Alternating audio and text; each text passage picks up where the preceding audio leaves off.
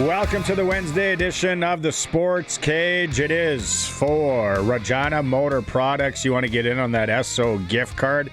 You just got to go get an oil change or a health check at RMP. What a selection of vehicles out there if you ever drive by. Trucks, SUVs. Like I've said, the Corvette. Who doesn't look good in a Corvette in the summertime? We have a show for you today. 3 hours. We are going to hear from Coach Mace right away, a key contributor not practicing today for the Riders. Oh boy. Midweek Sound Off with Scott Schultz. He's coming up in hour one. At some point, we're going to play Pick the Score. I think we're going to do a call-in today, which means you get a chance to win tickets to the next Rider home game. You just got to pick the score for this Saturday. Also a chance to win a $200 Sastel gift card. We're going to hear from Marcus Sales. Coming up in hour two, Clark Munroe is going to come in and sit in. We'll talk some Western Canadian Baseball League, some Riders, maybe a little hockey with Clark. He's well-rounded. We'll have more from Rider Camp at 4:30. Riders receiver coach Marquay McDaniel comes on the show. I haven't done the coach's show in a while, so it'll be nice to catch up with him. Rider audio in hour three. And Scott MacAulay, head coach of the Regina Thunder, as they get ready for a friendly this weekend in Brandon, Manitoba. That is the show. You're always welcome to chime in. Let us know what you're thinking. And the Prairieland Rentals text line. Prairieland Rentals located 600 Albert Street, where they listen to us in the back. But more importantly, they can rent you any tool you need for a project, or you can go by and buy the Husqvarna dealer of choice with warranty. Lawnmowers, robotic lawnmowers, zero turns, any kind of lawn gardening maintenance. They can help you as well. You get to deal with the owner. The number 936-6262. 936-6262. And it's Where Do You Land Wednesday. So we kind of have some fun. We kind of go off the rails a bit. Coulson's new to this, but Curtis and I kind of started it. He even had a little jingle. I think Coulson at some point is going to want to play that, and it sounds real. Do you have it? Where do you land Wednesday? Okay. I like to talk about music, pop culture on the show because we're 3 hours. And at the end of the day, it's got to be entertaining, right? We don't want to sit there. You don't want me to throw stats at you for 3 hours. That's not fun. Tonight, the Regina exhibition starts today. So there's people out there sweating it out right now. Good on everyone that's set up. That's a tough job. Tonight, 90s country. If you were anywhere near the demographic of myself, you remember watching CMT as a teen, preteen, early adulthood. Colin Ray and Billy Dean play tonight. 90s country. Let's go. I know the Texas Tea was the big country bar in Saskatoon. I never went. It burnt down before I was of age. I'm trying to remember what the one in Regina was. But here's the question today to have some fun with on the Prairieland Rentals text line. What are your obscure song lyrics? I think everybody has it when you really think about it, because there's some really good songs out there from the 90s and 90s country. And one that always stuck out with me, actually two, were from Colin Ray. Colin Ray, Little Rock. I don't know if there's a better obscure lyric. I would do a Mount Rushmore today. We'll take my two, because arbitrarily, and then we'll take two from the listeners. Little Rock. Selling VCRs in Arkansas at a Walmart. What a lyric. What a song. And then That's My Story from Colin Ray. You might remember this one. You don't expect me to believe all that static, because just last week I threw that hammock in the attic. They just don't write them like that anymore, do they? They just don't write them. So let's have some fun with song lyrics today. 936-6262. Let's get to the Riders. Practice today. Main takeaway circled on our board. Oh boy. Sam Emilus did not practice today. Luckily, Dave Thomas down there on the beat. Coach Mace on Sam Emilus not at practice. No, I think we're pretty hopeful. We should see him out here tomorrow. Coach, that is it. 8 seconds. We'll see him out there tomorrow. Whew. Maybe he just wasn't feeling well. Maybe he's getting pumped for the Colin Ray Billy Dean con. I don't know. But Sam Emelis, I'm gonna say Coach is saying there for us, so he'll be okay and back tomorrow. Derek Roberson. We played the clip last week of John Gruden talking about this guy as he tore up the UFL. We have him up here now with the Riders. He is here. We're gonna hear from him during the show today. But Coach Mace talked about Derek Roberson being at practice. Man, he's an aggressive player. I think everything that you saw about the guy prior to coming here, he just validated all that stuff that you see. So, true pro, he understands what it means. He's been taking his time, learning stuff on the fly, trying to pick up as much stuff as he can in the event that he'll get an opportunity to play.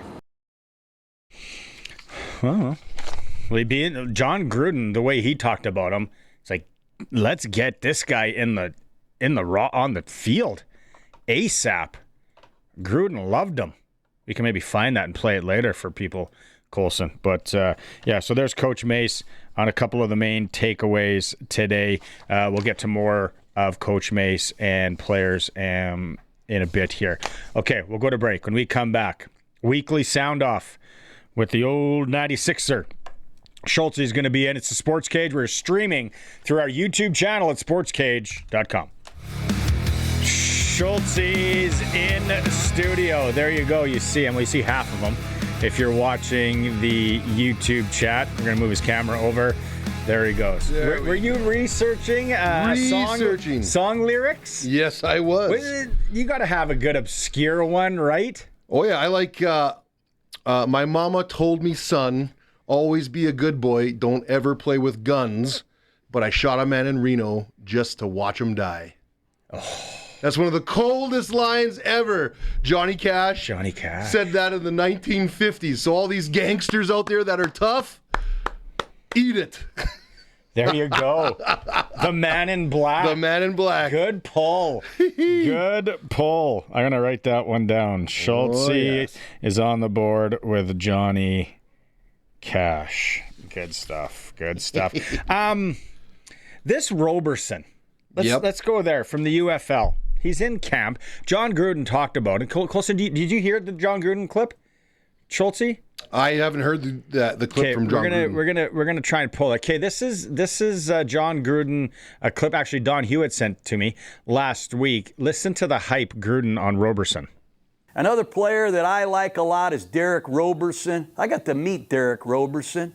I got to slap him right on his shoulder pad before a game a couple weeks ago. Roberson, I love you, man. I love watching you play, Yeah, I love watching you play. I love the UFL, but I'm trying to get back. Yeah, I want to see you come off the ball. You feel me? I know it's late in the season, but that's why we're here tonight. Watch you. Let's go. I want to see it tonight, man. Let's go, man. All right. I love that Roberson guy. This is cool, isn't it? He wears number 50 for D.C. He came out of Sam Houston State. He had 7 sacks and 40 tackles. He was on the championship team last year. This man played for the Tennessee Titans. He had 2 sacks against Drew Brees. But Roberson wears number 50. He is a badass. Him and Cam Gill, I would take on my team anywhere. Look at that strip fumble right there. Derek who? Roberson. You better chip him, and you better make sure the back knows how to chip. Because he kind of goes on, and those are big words from Gruden. So thus the pressure. From a vetted guy. Well, now you're going to get to see a contrast in if he does great. What does that say about our league? I mean, do you know what I mean? Or if he struggles, talent pool could be a little deeper up here, right? So I'm excited to see what happens. And anytime you're bringing in elite talent like this guy, it's fun to watch and see where it shakes out. It's not like we're, bringing up an all-star from the NFL. Right. But this guy in the UFL, obviously a good season. He did have a good college career and a cup of coffee in the NFL. I remember, and I don't know every player that ever played in the league. You know, it's easy to have the Ocho Cincos come up, right? And it's like, it's a better league than I thought. Yep. Or Johnny Manziel. You know, he kind of. But for a pass rusher, I can't remember. And then you knowing it because you've been on the defensive side of the ball, like for a pass rusher to come up, how will that game translate? Will we see success, or will it have to get used to a lot? A lot to get used to. Everyone thinks, it's just a yard, it's no big deal. But there's a fit and feel to it. A lot of these guys in the NFL, the way that the game has evolved and you get your aces in your places and it's so specific. Some of these DNs, like their get off and their first step is so elite. When you're talking about a 6-inch gap in there, like that's where you've got a real advantage. You take a yard out of there in that quick step. I mean, he's going to come across faster than usual for these guys, but there's still that cushion there, right? So we'll see how it shakes out. Do you think he plays this weekend? Or do you think he still needs, will he need some practice or, athlete, let's get him in. Obviously, there's a ratio thing. It depends on how bad the riders themselves view it. And I think we're going to get into it talking about the D-line here in a bit. But it's just a matter of if they really believe they need something to shake it up and get a guy in there, then you and I have seen over the years where they push guys in all the time.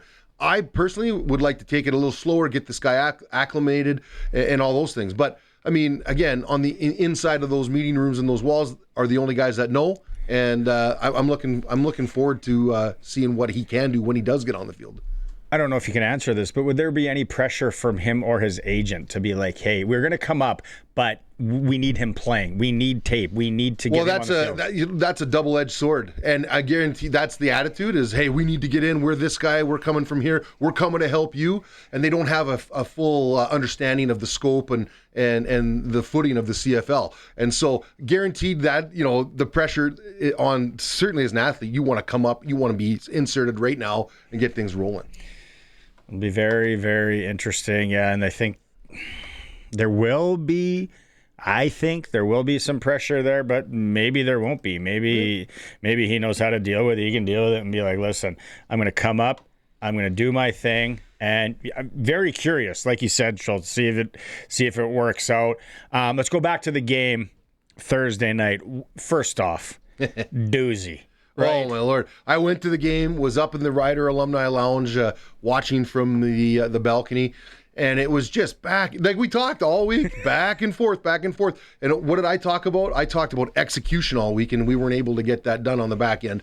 We were able to slow down Rankin, but we gave up 510 yards passing. So it's tough. It's a tough situation to be in. Why were they so successful against Rankin? Well, you know what? I think sometimes you get so keyed into like, hey, we got to stop this one aspect, and then once you achieve that, well, here's the counterpunch, or here's the step back, and so now is the first week it was stop Rankin, and then I think this week is can we stop Fajardo? I mean, the matter of it is, I think there's about 6 busts. They were talking about. I don't know exactly. I mean, what the defensive back coach considers a bust and all, but I mean. I would say for sure 3 of those are correctable. For just hey, for sure. Open the lid, do a quarter turn, shut the lid. Now we're back on track. And a couple of them, like we talk about, guys get paid on other teams, guys. And so this is what you want in the CFL. You want the 2 top teams battling it out back and forth. Yeah. This is what the CFL needs. Although we would like it to be a little more lopsided on our side of the fence, but hey, we'll take it. You watch football games all the time, and at halftime or a post game and an intermission, they'll show a clip and they'll be like, "Look at this! Look at how wide open said receiver is because there was broken coverage." So I came on and I'm like, "People! This happens in football. It's not a video game. Right. It's not a perfect. This happens. It just happened, especially on the 2, maybe the 3 that we're talking about." Yep. Cody hit it. Yep. And that's the other thing. If we make so, it really becomes down to who can execute going into game 2 of this back-to-back, who can make the adjustments, right? And then it's the matter of can coach, like, because let's face it, it's obvious it was tilting in the Elks way. You know, Cody was able to figure out and go where we weren't and complete the passes. Now, if we're able to, through a week of practice and film study, eliminate a big portion of that, now the tit for tat is, what does Fajardo do? What does he do to counter? And can he do that at home with all that pressure? So it is exciting. I think it's 2 weeks in a row. You've got the two, premier teams in the league facing off. It's a heavyweight bout. As a fanship or a fandom, I don't know how you want more. Like, this is exciting. I admitted it. My respect for the Elks ratcheted. Well, I didn't trash him, but I was like, I don't have a big affinity for Fajardo and all that kind of stuff. I never like seeing players come and go and all that kind of stuff, even though I know it's part of the deal. But to see what he did, 510 yards, very Matt Dunnigan-ish, right? Very. I mean, I was calling this guy NDP-ish last week. I was calling this guy all kinds of things just because, just because. And then you see the action and you see it. And I'll tell you, like, during the season, J.O. and I will communicate on a lower level because he's busy. He's got stuff going on. Very busy. And I'll text him a little note before the game and a note after. And at this one, I added a little extra. I said, hey, whatever I said. But then I said, I have to say, it was electric. And then I said, I mean electric. Because the fans that were there got a treat. It was basically 1 point difference the whole entire game and came down to a 57-yard walk-off. If you are one of the, I got friends that are there that are sitting there going, CFL, I'm not going to watch that CFL game. But if you put just a football fan in Kennebunkport, Maine, Flagstaff, Arizona, Tuscaloosa, Alabama, I don't care where, if you say, sit down and watch this game on Thursday, they are entertained. It was quality football. There was some mix-ups. It happens in every football. Absolutely. What else do you want for an entertaining football game? Oh, it's exciting. It's giving bang for your buck. And I agree with you. I think if you don't know what you're looking at, all of a sudden, it was that kind of a game where you're like, what is going on here? It's back and forth. Look at these guys go. And then, what the point spread was, what was it? It was combined 60-some points. And we were talking here going, I don't know, maybe not. But we took the under. It was wild. Everybody was going under. Tegan Whitco was like, I like the over. Yeah. Boom. Over hit. I missed that one. I took Riders -4.5 because we were confident. Yep. And I'm like, I don't know. I don't think come on, at home, I thought it was going to be back and forth, and then we would break them and pull away. I took both running backs under. Yep. And that hit. Do we need more of a pass rush? Do you expect more of a pass rush this Saturday? We got to. We've got to clean pockets. You can't just sit there in 4-man rush, and if you're not getting pressure, you can't stay in 4-man rush. So I would expect that they're going to add some more blitzes in this week. What I would like to see, because of Fajardo, when we did add more people in and stop that run, what was he able to do? Pick us apart, find where the weakness was, and get the ball distributed, which was even more impressive, the 510 yards, but it was the distribution and who he got it to. And so what I would like to see is us walk some guys down, do some fake blitzes, that kind of stuff. Show like we're coming and then drop back. Maybe we're going to get a pick. Keep them guessing. Absolutely. And I totally would foresee these guys. They're more than capable to do that. Why do you think they didn't do that more later in the game? You know how it gets. Sometimes you get tunnel vision. I'm not saying that's what happened here, but you get locked into what you're doing, and we've stopping the run, and we're doing that, and then we're there to win the game. Like we're right there. Absolutely. And then it's just God, there's a bust here, and things are going good, and so sometimes it's hard to see the forest for the trees when you're in the action, and you don't have a halftime or even a specific defensive time called out to analyze things. Where would so you talk about them maybe disguising it, keeping them guessing, we're coming or we're not coming, all that. Do you see anything else? Do you see any? Well, yeah. The big thing is it's just like things you identify, like what do we need to not let happen? The busts, okay? So let's everyone be in the books, understand your assignments. You know, it's an individual game, but you know we all play as a team when we link up here, right? And so there's that. The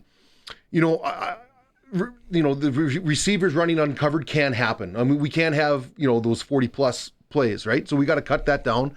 And really, it comes down to execution. It really this is a game plan execution game totally. Kicker. Are you surprised we maybe don't have somebody else in the fold this week? Yeah.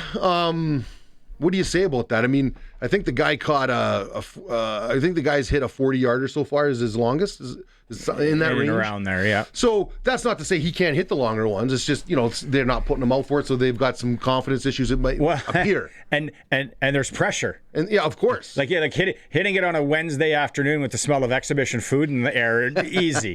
But, come Commonwealth Saturday night. Well, and this is the thing where it's like, I think in years past, as the game's evolved, people are less like to take chances on special teams. It's a huge part of the game. And if you mess up on special teams, you can expose big. So if we miss one of these field goals, if we try these longer ones, he doesn't hit it, and then we get a return. I mean, it's just, those are the points that are so hard to claw back. Back-to-backs against the team, not a Labor Day. No. Is there an advantage there maybe, or what do you see? It's just, again, so you've gone through the dress rehearsal and we've seen what happened. We played a game. So everyone knows what's doing when it comes to this matchup. So really, it's both teams have a short order to put in some new things, a couple new wrinkles. But it really does come back down to that: who's going to be able to make the adjustments and who's going to be able to execute. They're expecting a big crowd. A lot of Rider fans always. Oh yeah, the old evil umpire. They'll show up if you start winning because they're front runners, right? You start winning. Oh, everyone starts trickling back in. They want to be part of the rise. Everyone wants to be part of a comeback. I will be surprised because I've kind of said, well, maybe the diehard Edmonton Eskimo fans from way back, maybe some of them aren't around anymore. Maybe they've moved to the mountains. Maybe they just aren't with us anymore. I'm very curious to see if they start. I would love to see it league for the league. Yeah, absolutely. You want to see it. Absolutely. Like you and the thing is as these teams start fleshing things out and mounting their mid-season push here, that's what happens. It's infectious. It starts pulling the people in, and all of a sudden now you've got 5,000-7,000 more people at the stadium. It's exciting. We witnessed that a lot in the 2000s. Anyways, it's the Midweek Sound Off with Scott Schultz, brought to you by Lakeview Insurance and General Procedures. This is SportsCage, streaming through our YouTube channel at sportscage.com. Oh, absolutely loving the SportsCage listeners on this Wednesday for Regina Motor Products. Schultz sticking around here. Our Where Do You Land Wednesday, kind of a fun one, music related. Fancy that when I'm here behind the microphone, because Colin Ray and Billy Dean tonight at the X, some 90s country. I will be there. Okay. Schultz, you went with Johnny Cash, which is a good one. I think Colin Ray's got two of the best obscure lyrics ever. Selling VCRs in Arkansas to Walmart. That's from Little Rock. And then That's My Story, and I'm sticking to it, where the wife says, you don't expect me to believe all that static, because just last week I threw that hammock in the attic. Like, who doesn't like a good hammock reference? Okay, Bert on the Prairie Land Rentals text line at 936-6262. He says, gentlemen, and the three men I admired most, the Father, Son, and the Holy Ghost, they caught the last train for the coast the day the music died. Oh, yeah. Bert. Good one, Bert. Andrew, a good one. There is a crack in everything. That's how the light gets in. Leonard Cohen. I'm not a big Leonard Cohen fan, but that's a good lyric. Roscoe's just saying Tom Petty had some good lyrics from the 90s. Let's start digging, Roscoe. Yeah, you got to dig in. Start giving us something. Dean sends one that's a little bit long. One of my wife's favorite bands, Blue Rodeo. Oh, yes. They met in a hurricane, standing in a shelter out in the rain. She tucked a note into his hand. Later on, they took his car, drove on down where the beaches are. He wrote her name in the sand. Never even let go of her hand. Very good. Dean's getting deep. And then Danny and Crofty's coming on later. You could have heard a pin drop when Tommy stopped and locked the door. That's a Kenny Rogers. Kenny Rogers has some. The Gambler. Oh, yeah. We all know the Gambler. Reuben James. Oh, yeah. Boom. Absolutely. Loose. Don't take your love to town. Yeah. You feel bad for that guy. Kenny Rogers, man. Don't sleep on K-Rock. You give me a Kenny Rogers tribute guy coming through town. I'm there. Oh, every offensive lineman will be there. All day long. Back to football. Quarterbacks going down in the league, Schultz. We talked about it a few weeks ago, and you hear who has the best backup. It's like, who's going to be left standing at the end of this? Well, the interesting part is it's a league-wide trend. You know, it seems like every other week somebody's going down. The depth of the quarterback is going to be key. I think that's what's going to decide a lot of teams' playoff run. You know. How worried are you if you're in the BC locker room right now? One win. It's dicey. It's dicey. And you start doing the gazintas, doing the math, right? What do we got to do here to get back to, hey, listen, I've been in those situations 4 or 5 seasons, Which one stands out? There was a time where we had, I think it was like 4 seasons in a row when we were like 9-9, 9-9, 9-9. And the thing was, we would have we'd have like a little streak where we win 4 games and then you'd be off. And then, the pressure was coming. Can we make the playoffs?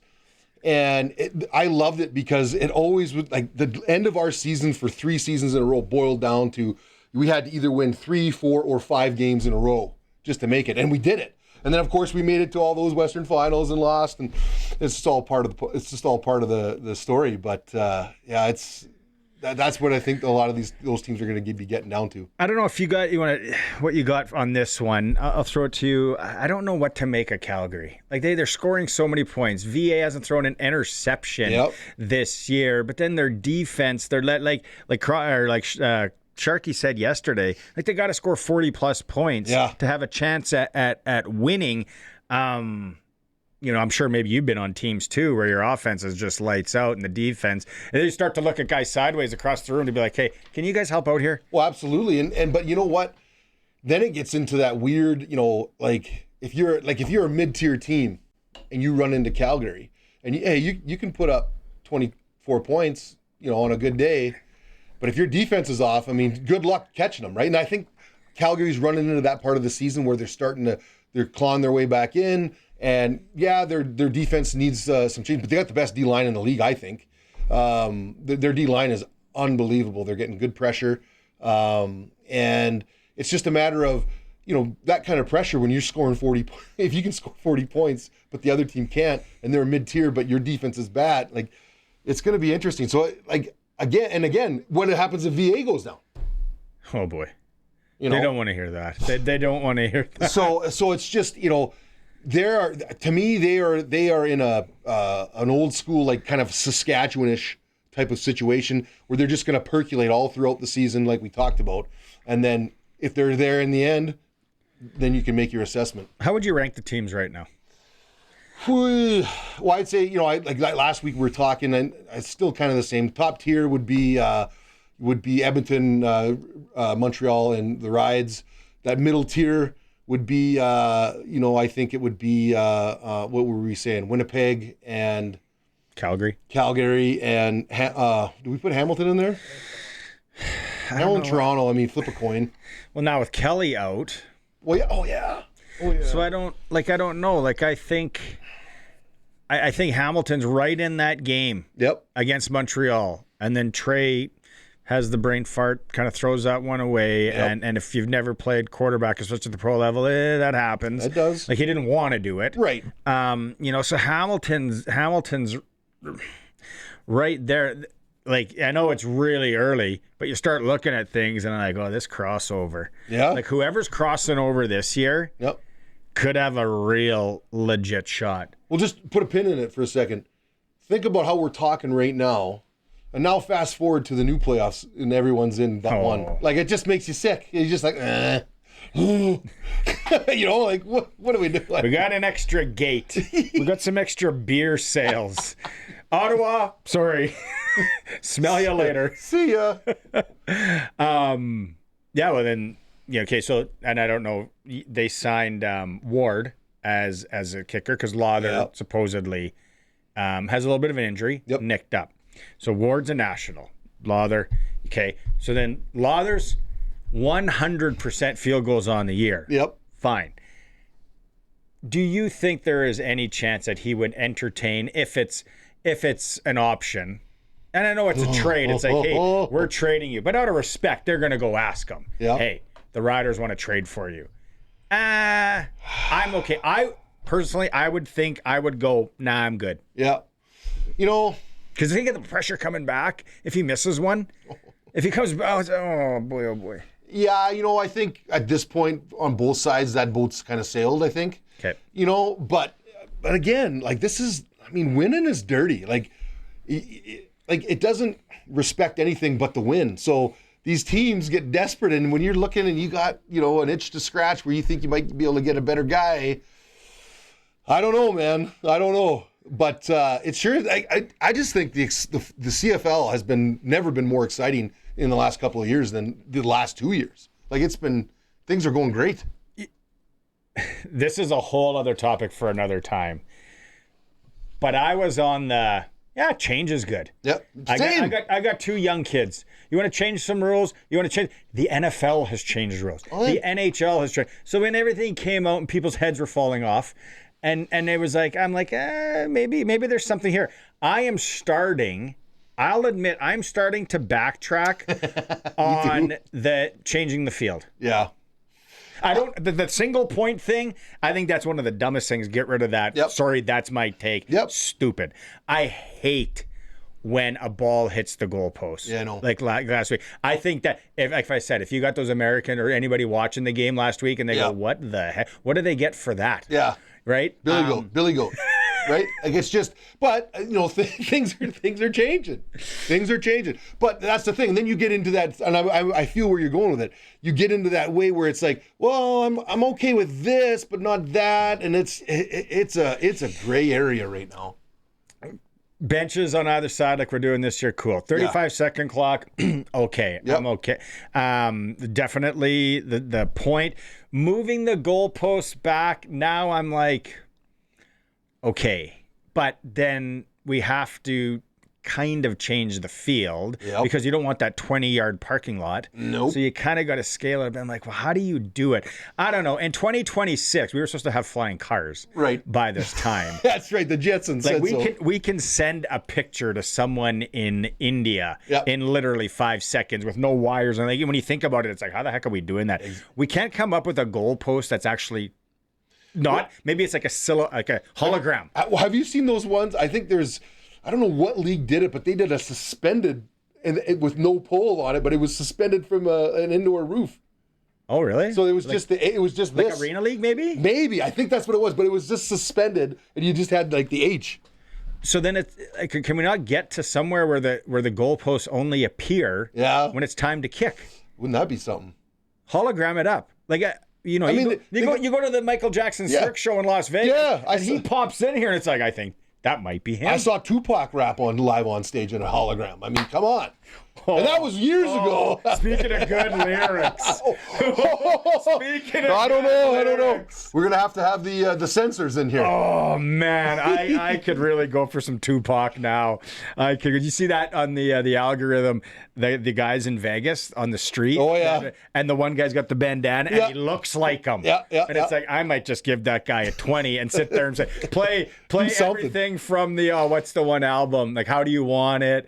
All that. Like, obviously California Love was his big. Of course. Okay. I'll go Andrew.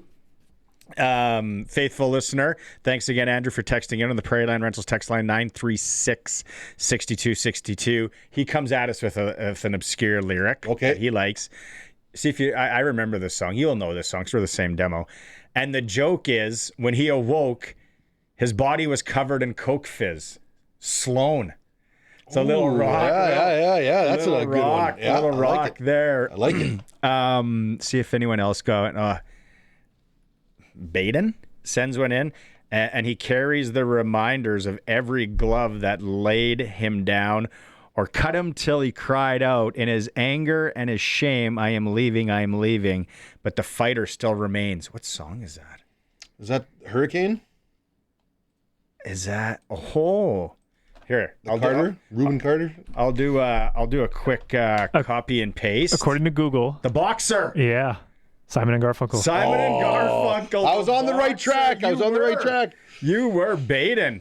Nice at you. Roscoe's coming at us with some Luke Combs. A picture of you on a dartboard. Song title escapes me. Roscoe, you're a beauty. Yeah, we're having fun with song lyrics. First day of the X, some 90s country tonight. Billy Dean and Colin Ray Schultz. Thanks, as always. Give Lakeview a plug. Here's the goalpost, by the way, real quick. Oh, that's the one? Look at this. See, I told you. That's the arena football. But there's got to be a way to just hologram things up in this day and age. Farmers, I'm talking to you, Lakeview Insurance. We've got the next gen seedman's program. So if you cleaning seed, if you're selling seed, fertilizer mixed in there as well, we got you looked after. Get those premiums down. Give me a shout. Lakeview Insurance. You can talk to Schultz and his team. It's also brought to you by Revive Men's Health Clinic, dealing with men's ED without pills and surgery. Look them up, Revive MD. Okay, we go to break. It's a Sports Cage, streaming through our YouTube channel at sportscage.com. Welcome back. Rough Rider Foundation 50-50. You got until Thursday night at 10 p.m. for the early bird prize. Get a 50-50 for this Saturday's game, and you're in for the early bird prize of a Blue Jays weekend in Toronto for two.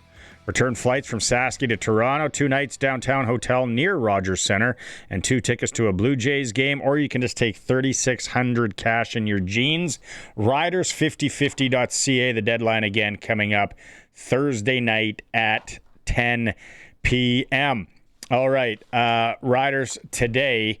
There was some news. Sam Emelis wasn't practicing. Zach Fry, again, sounds week to week.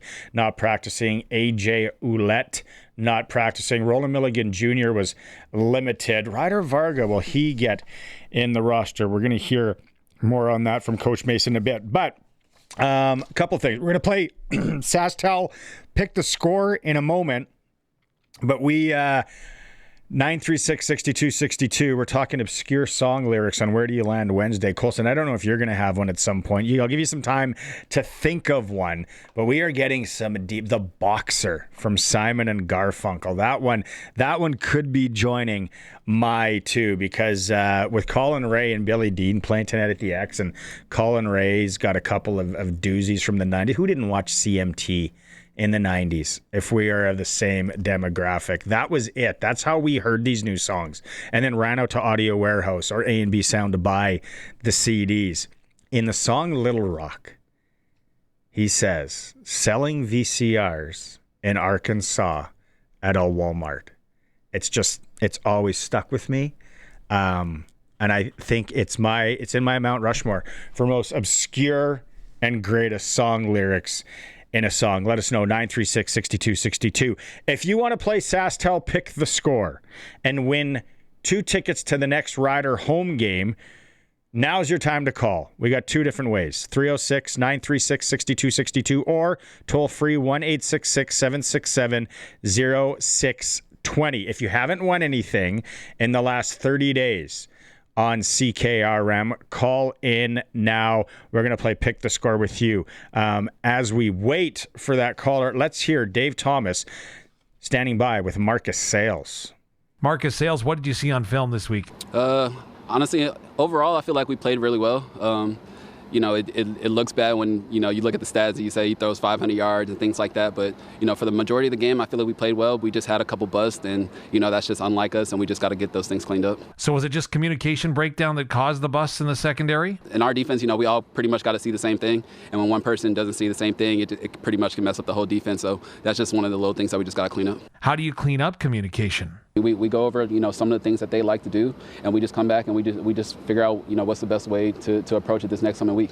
I personally don't feel like they did anything that was too crazy or things that we haven't seen. It was just a miscommunication. We just got to get those things cleaned up. So given that, do you watch film any differently knowing that you gave up over 500 yards last week? No. I mean, like I said, he's a great quarterback. He's got great receivers, great weapons to, to make sure he can get those 500 yards. But like I said, at the same time, like we know we have a great defense. We have great veteran leaders on our team, and we never want to give up that many yards anyway to anybody. So our approach is always going to be the same. We just got to lock down on the little things that we messed up on. So getting the opportunity to get right back out there against the same opponent, is that a good thing in a back-to-back scenario? Yeah, it's perfect. I mean, it's perfectly set up. I mean, if he can throw 500 yards one game, I mean, let's see if he can do it again. And like I said, we pretty much count on us getting turnovers and us just being so relentless and us being physical. And like I said, we got a lot of veterans in our group, and we feel like we'll be able to clean those things up pretty quickly. Lastly, Cody Fajardo and Austin Mack seem to have rekindled some magic that they had in Montreal. What did you make of that connection, and how hard is it to defend against? Yeah, I mean, they did have a couple connections, but granted, like the plays he got were busted coverages. So I mean, I don't want to take anything away from them. They're clearly two great players, but at the same time, like I feel like we're just messed up on a couple of defensive plays that we could have cleaned up on, and I feel like we'll be better at that this next week. Marcus Sales, a valuable member of that Regina secondary. Jeffrey, check your house for a gas leak. There's no way the Riders are trading Sales for Renee, the firefighter paradise. It's not happening. I know you want Sales and you need Sales, but you ain't getting Sales. We got them. Still more to come on the show. You know what, Colson? Let's we kind of tease this here. I think it's Ryder Varga time. I'm curious. He seems like he's been ready. He's been full practice now for almost 3 weeks. Coach Mace, it's number 3. Coach Mace, when asked if Ryder Varga will make his Rider debut this week. It's trending that way. We'll see. The physical components of it. Obviously, he's been cleared. He's been practicing a few weeks. The mental component, that's his cup of tea. That guy's smart as ever. So it's just about piecing those two things together. When we get that going, then, yeah, we should see the kid out Yeah. there. Okay, well, we'll leave that there with Coach Mace. Text line 936-6262. Prairie Land Rentals text line as we go to break here. Kenny Weeb texting in on the YouTube chat. He's got a song lyric for us. Loving her was easier than anything I'll ever do again. Chris Christopherson. What Christopherson song? I've been racking my brain trying to come up with one, and I think the only song that I can really come up with that has weird, obscure lyrics, and I think this is a fairly well-known one for its weird lyrics, from the Beatles. I Am the Walrus. That one was just, I still don't know what it means. That's when they were on LSD. Probably. They're writing that. No, it was. Those were their times. There was some weird stuff. It's good. Don't get me wrong. I hated the Beatles until I was early 20s. I started kind of getting into it. I wasn't into what they were in, but I was like, just to be clear, yeah, I like these guys. Yeah, I don't listen what to song them. Is it? I Am the Walrus. I Am the Walrus. Yeah, so I am the Eggman. They are the Eggman. I am the Walrus. Goo goo gajoob. Whatever. Dylan says he texted that in. I Am the Walrus. Sorry, Dylan. Missed that one. It comes fast on the YouTube chat. Back to I like Schultz. Schultz's was good. Mm-hmm. Johnny Cash probably has another one. If you're just tuning in, Schultz had when I was just a baby, my mama told me, son, always be a good boy, don't ever play with guns. I shot a man in Reno just to watch him die. That's deep. Folsom Prison Blues. That's deep. Travis in Regina. This is Travis Tritt, I think. I got rice cooking in the microwave. I got a 3-day beard I don't plan to shave. And it's a goofy thing, but I just got to say, hey, I'm doing all right. That is Travis Tritt. Travis, that's the call, and we're on the same way. If you're going to the concert tonight, Travis, we might have to hook up for a cold one. Down the road I go. That's the name of the song. I got rice cooking in the microwave. That my other Colin Ray one I can't wait for tonight. From That's My Story, and I'm sticking to it.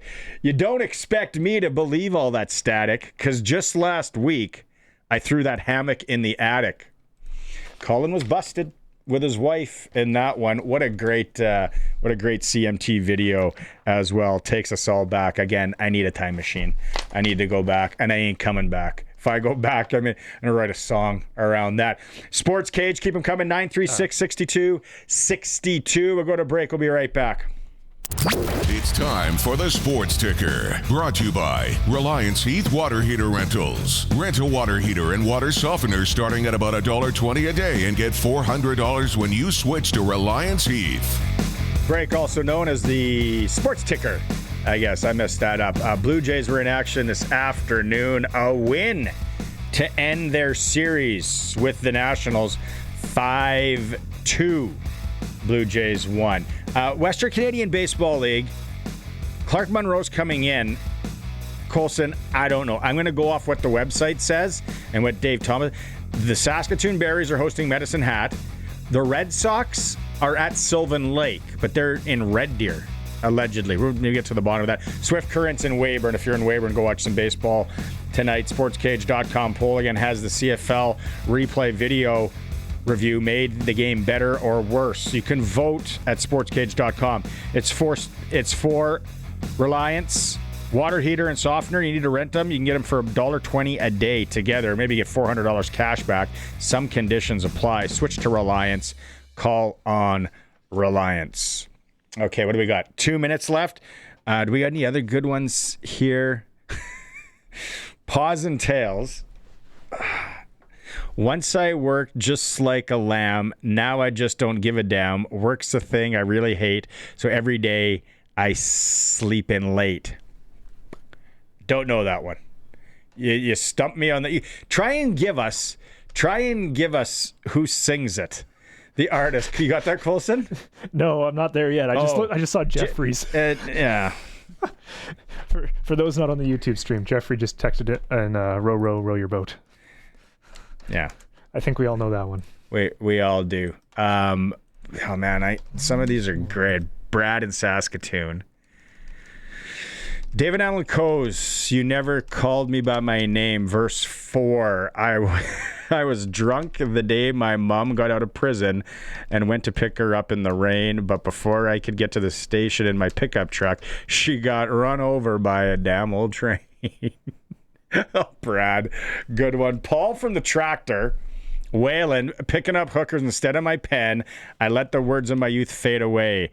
Old worn out saddles, old worn out memories with no one and no place to stay. I don't know that one.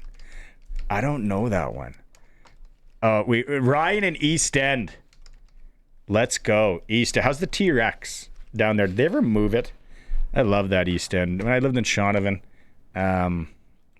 Obscure 90s country. Aaron Tippin. Queen of my double wide trailer. This is a good one. He rebuilds engines and his name is Earl. He's the Charlie Daniels of the torque wrench. Oh, Ryan. Ryan's the clubhouse leader with that one right now. Oh, it's going to be fun. Hour 2's coming up for the Sports Cage. We'll be right back. Welcome back to the Cage on this Wednesday for Regina Motor Products. Man, some of the text messages, excuse me, I got to get to in a bit. Really, really, really funny. You guys are awesome on the topic of obscure song lyrics. We'll get to more of that in a bit. We talked riders, and Schultz was in hour 1. I'm really curious if Eric Roberson is going to play for the Riders this week. They haven't made any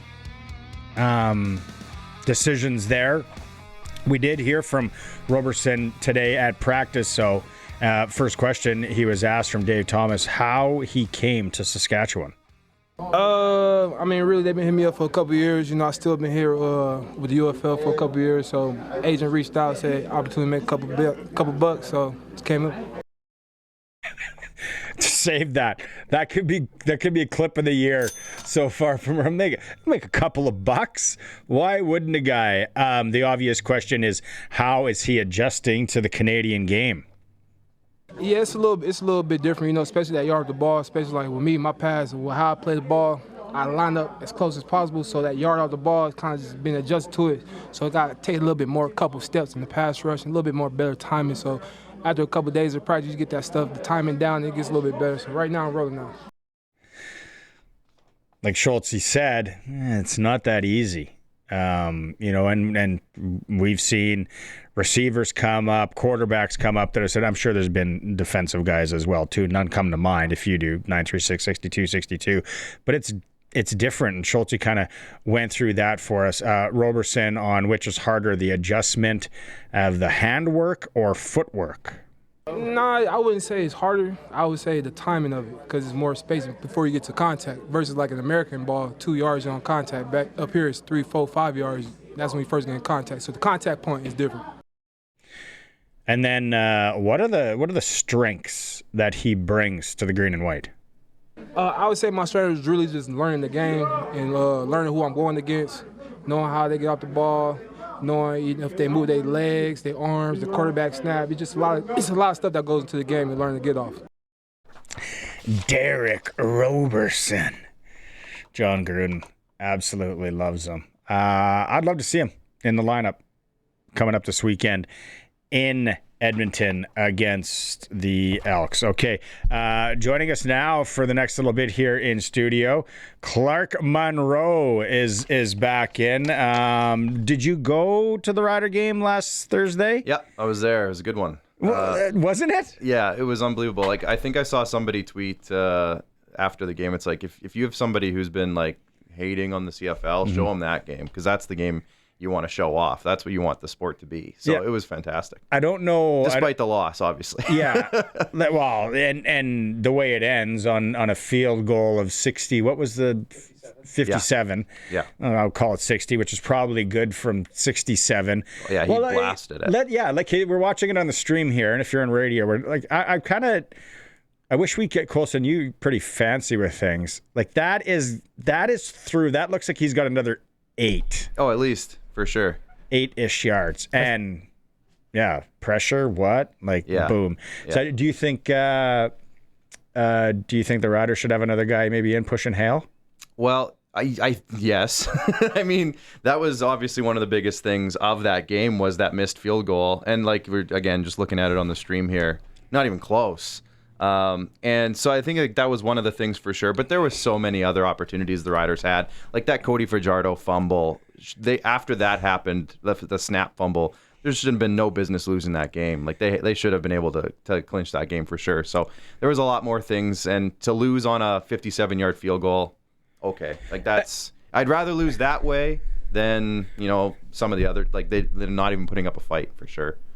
I gained more respect for the Elks. I didn't think they were that good. Yeah, and the same. I heard Marcus Sales talking about it in an interview. Like, what was it, 20 minutes ago when you guys were playing that interview with Dave Thomas, and there was a couple of the numbers look really bad. Like Cody Fajardo had 500 and whatever yards, but if you look back, like Austin Mack had 3 catches of 50, 60, 70 yards. Unbroken coverage, yeah. So you fix those couple things, all of a sudden that 500 and whatever turns into 280, 300, and it's you can win a game like that. But Austin Mack breaking up the defense like that, as bad as he did, he was wide open 2 or 3 times for 50 to 80 yards, and that's a killer. That's a backbreaker.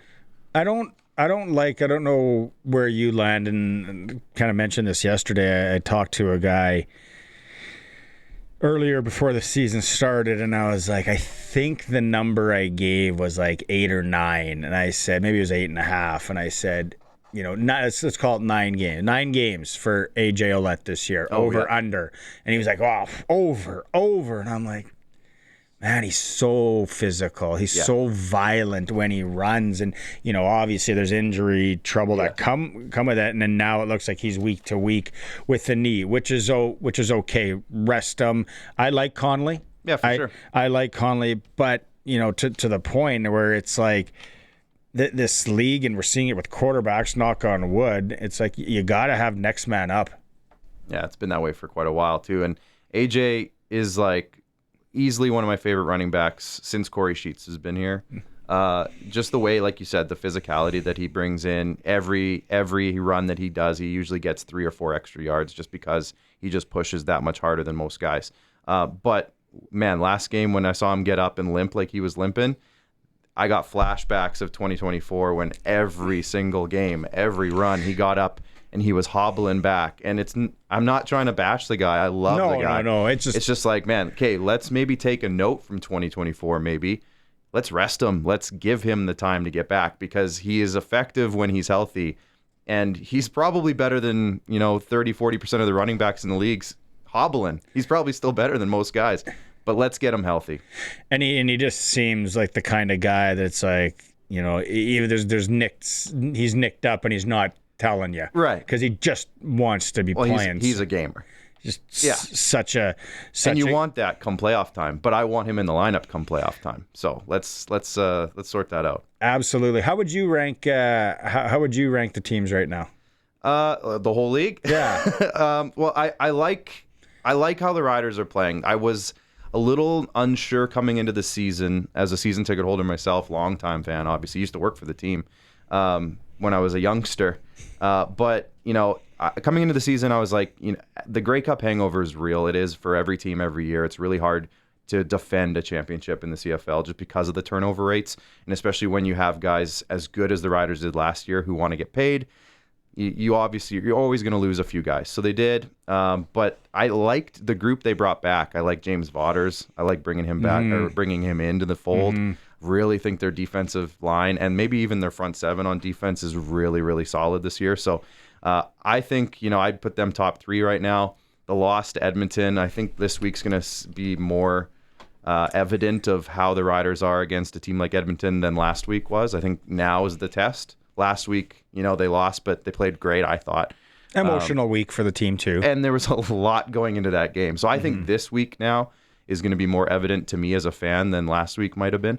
So we'll see how the rematch goes. But, Edmonton's strong. Montreal's going to be strong. And then there's kind of a group after the Riders, I would say, those 3 teams I mentioned. And then after them, there's kind of a group of 5 or 6 teams that I would kind of put in the same kind of realm. Which I guess is it's early in the CFL, so that's kind of the way things go most years. But Ottawa's the only team I would kind of put on their own island right now. Well, I feel, and I love Alford in Calgary, and they get him back, and I don't know how much I would wager on VA. Like I need to see him. That's kind of been his thing really his whole career, though, right? I need to see him perform in October. For sure, yeah. And, get him there, though, right? The West could be an absolute dogfight. Well, it is going to be an absolute dogfight to who stays here. Yeah.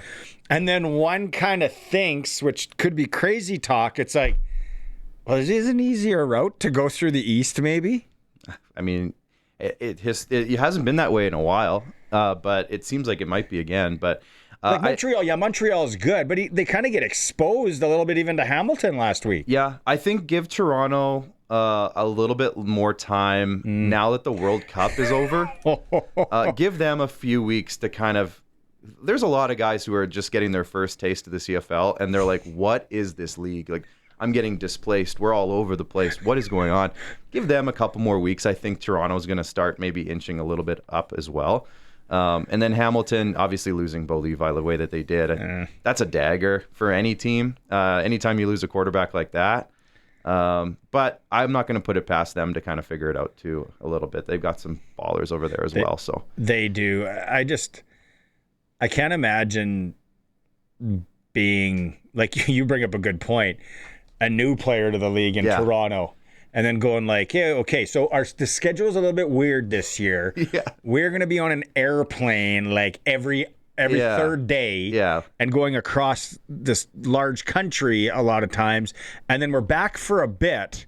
Like it would literally be like my 15-year-old son who goes somewhere for a weekend and then the duffel bag sits in his bedroom for a week. Yeah. It's like, unpack. Yeah. But those guys, it was like, no, why? No, you can't. Yeah. So I'm going to say give them a little bit of time, and I think some of that will maybe balance itself out a little bit in the East. But I mean, let BC get going. That's dangerous to let them get going at any point. And Nathan Work's not playing this week, so I think they got a new quarterback there this week, which is going to be interesting. If I'm not mistaken, yeah, they're not. They moved on from the Chase. It sounds like, so they got another guy in the fold. So that's going to be interesting. The long-term health of the Winnipeg Blue Bombers is going to be interesting. So I don't know. How smart does Winnipeg look though, bringing in Drew Brown? Oh, I mean, yeah.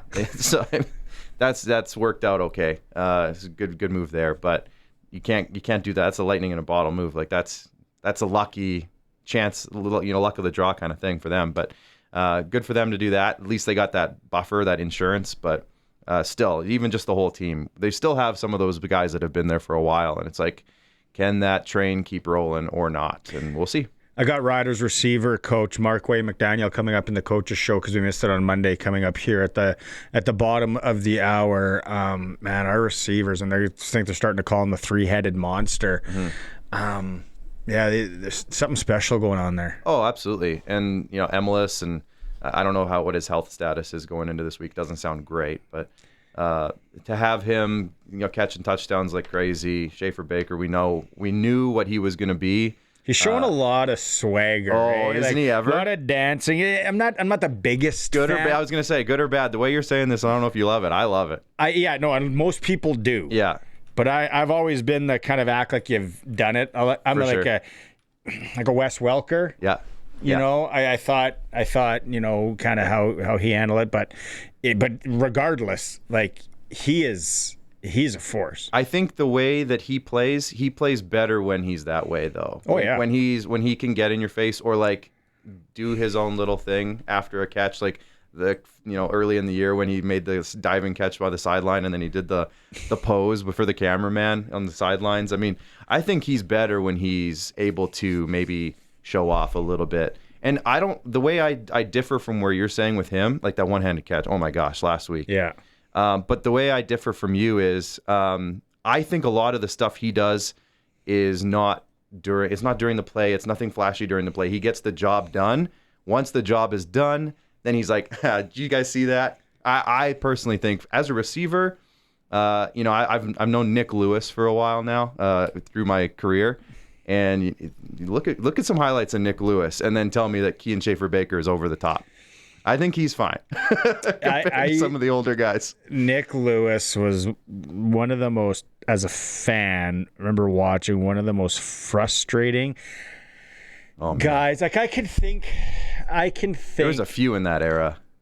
Nick Lewis, though, and it was like he was so large. It's like, how is he finding these holes and getting open? And he was so good. And then every year he would come back and it would look like he was more out of shape. And he was like be better. Just as good, if not better. Yeah. Cerebral. Who was the guy who, speaking of Wes Welker and like Julian Edelman style, who was the guy in Montreal that Calvillo would find all the time? Ben Cahoon. Cahoon. Yeah. And he wasn't like, so Cahoon was like no swagger. No. Right? But he was just like, all business. Come on. Yeah. Here we go again. Here's a 9-yard slant. Here's a 9-yard slant. Here's a 9-yard slant. Every single time. And just taking a lick. Yeah. And then he's like right back in. Yeah. Just go away. So frustrating. That's actually a really, I'm trying to think on, going back. I remember, not a receiver, but when the Riders had to play Mike Sellers. Mm-hmm. Oh gosh! And it's like, well, how is unstoppable? Who wants to tackle that guy? Who wants to tackle that guy? No, that's like if Nick Lewis was a running back. Yeah, geez, if people don't remember him, like go search up some of his highlights. That's a special thing to go watch back. Like he was a truck. Big time. Like he was where the word trucking comes, like in football, that word. He's the definition of it. It's almost like, what's his name in the NFL for Baltimore now? Henry. Oh yeah, Derrick Henry. Yeah. Sure. Yeah. Jerome Bettis, like back in the day, like Peyton Hillis, if you remember that small niche reference. Christian Okoye, big back. Yeah, but Jerome Bettis. Yeah. Did he And go the thing through... with the CFL too, like you get a big guy like that who can run a little bit, and with the defense usually being a little bit smaller than it is down south, historically anyways, those guys have field days. That's why I think AJ Ouellette is so impactful up here, and he's not even quite to that level, but he's that type of runner. So I interviewed Albert Awachi for Behind the Face Max a few weeks ago. He is a mountain. Yeah. Like he is. I'm like, get this guy the rock maybe. Yeah. And he was a damn good receiver for a long time in college. So let's go to break here, and we'll come back. We'll talk some baseball for sure locally and Blue Jays. Clark Munroe's with me. It's the Sports Cage on this Wednesday for Regina Motor Products. We are streaming through our YouTube channel at sportscage.com and on 620 CKRM. Welcome back to the Sports Cage on this Wednesday. Clark Munroe is with me. Let's talk some baseball. Okay, first off, Red Sox are in Alberta. Yeah. Yeah, where are they? do they actually play in Sylvan Lake tonight? They do. Sylvan Lake is good to go. They're the class of the league. Sylvan Lake. They have a beautiful stadium. I thought Okotoks was. Well, they'll tell you that. Where am I? Where am I looking? They'll tell you. No, they're both very, very good. Okotoks obviously is nationally known as one of the better academies and programs in Canada. But Sylvan Lake does have a beautiful stadium, a great staff, and they do things really, really well there. So they're good to go. But last night the Red Sox were 20 minutes down the road in Red Deer playing a game, which they don't have a team in Red Deer. But the Energy City Cactus Rats, who are based out of Spruce Grove, they're having some stadium issues there, and the Red Sox couldn't get their game in there, so they looked for a neutral site. And I think by the sounds of it, they asked a few communities if they could, scramble and get a open baseball diamond, and Red Deer stepped up. So they ended up playing 2 games in Red Deer yesterday. The Red Sox got both wins, and it was massive for them. Huge 2 wins for them. They needed that really badly. So they're now in a playoff spot as of today. Ooh. And they play Sylvan Lake, I think, back-to-back now in the next 2 days. So very tough opponent there. Sylvan Lake Gulls Baseball Stadium? Yeah. I'm looking at it. It's great. I had no idea. Oh, dude, it's fantastic. Them and Okotoks are beautiful, but Sylvan Lake and the backdrop of it, everything about it is really, really nice. This is where people in Regina are like, come on. If anybody from Saskatchewan, at any of the 5 communities, have time or interest to make a trip to either Sylvan Lake or Okotoks to catch a game, come back and tell your communities, go look at those stadiums. We want something like that, especially here in Regina. I've been harping on this for years in Regina. I know Gary Brotzel, if you're listening, he's been harping on this for a while. But if you go look at Sylvan and then you come back, and no offense to Curry Field, but if you come back from Sylvan to Curry, it's like, oh, okay, it's a different world. Well, that looks like a small minor league baseball that you'd go watch, spring training in Phoenix or in the area for sure. I had no idea that Sylvan Lake. I've seen the Okotoks one. Yeah. What's up with the Energy City Cactus Rats? Because I heard that field is not quite done. Yeah, well, they've been at it for a few years now. There's some drama in the community. I'll let, if any of them are listening, I know it's a different demographic, but they've been having some issues there for a couple of years with trying to get their stadium completed. Private stadium? Yeah, mostly. Yeah, I think it's largely supposed to be, anyways, private. They were supposed to be able to play, like it was supposed to be done to a point where they could use the field itself with no fans. For this whole season, and they did try. They've been playing a lot of their home games. No fans. I think the capacity is like 100, which allows for both teams, the umpires, and a couple of scorekeepers, basically. So they've been doing their best, I guess, depending on who you ask, to get all their games in at home. And just recently, in the last week or two, Lethbridge was there, and the field was deemed dangerous to play on, not unplayable. Unsafe. So the league stepped in. This is where the Red Sox kind of caught the Red Sox in that window of time.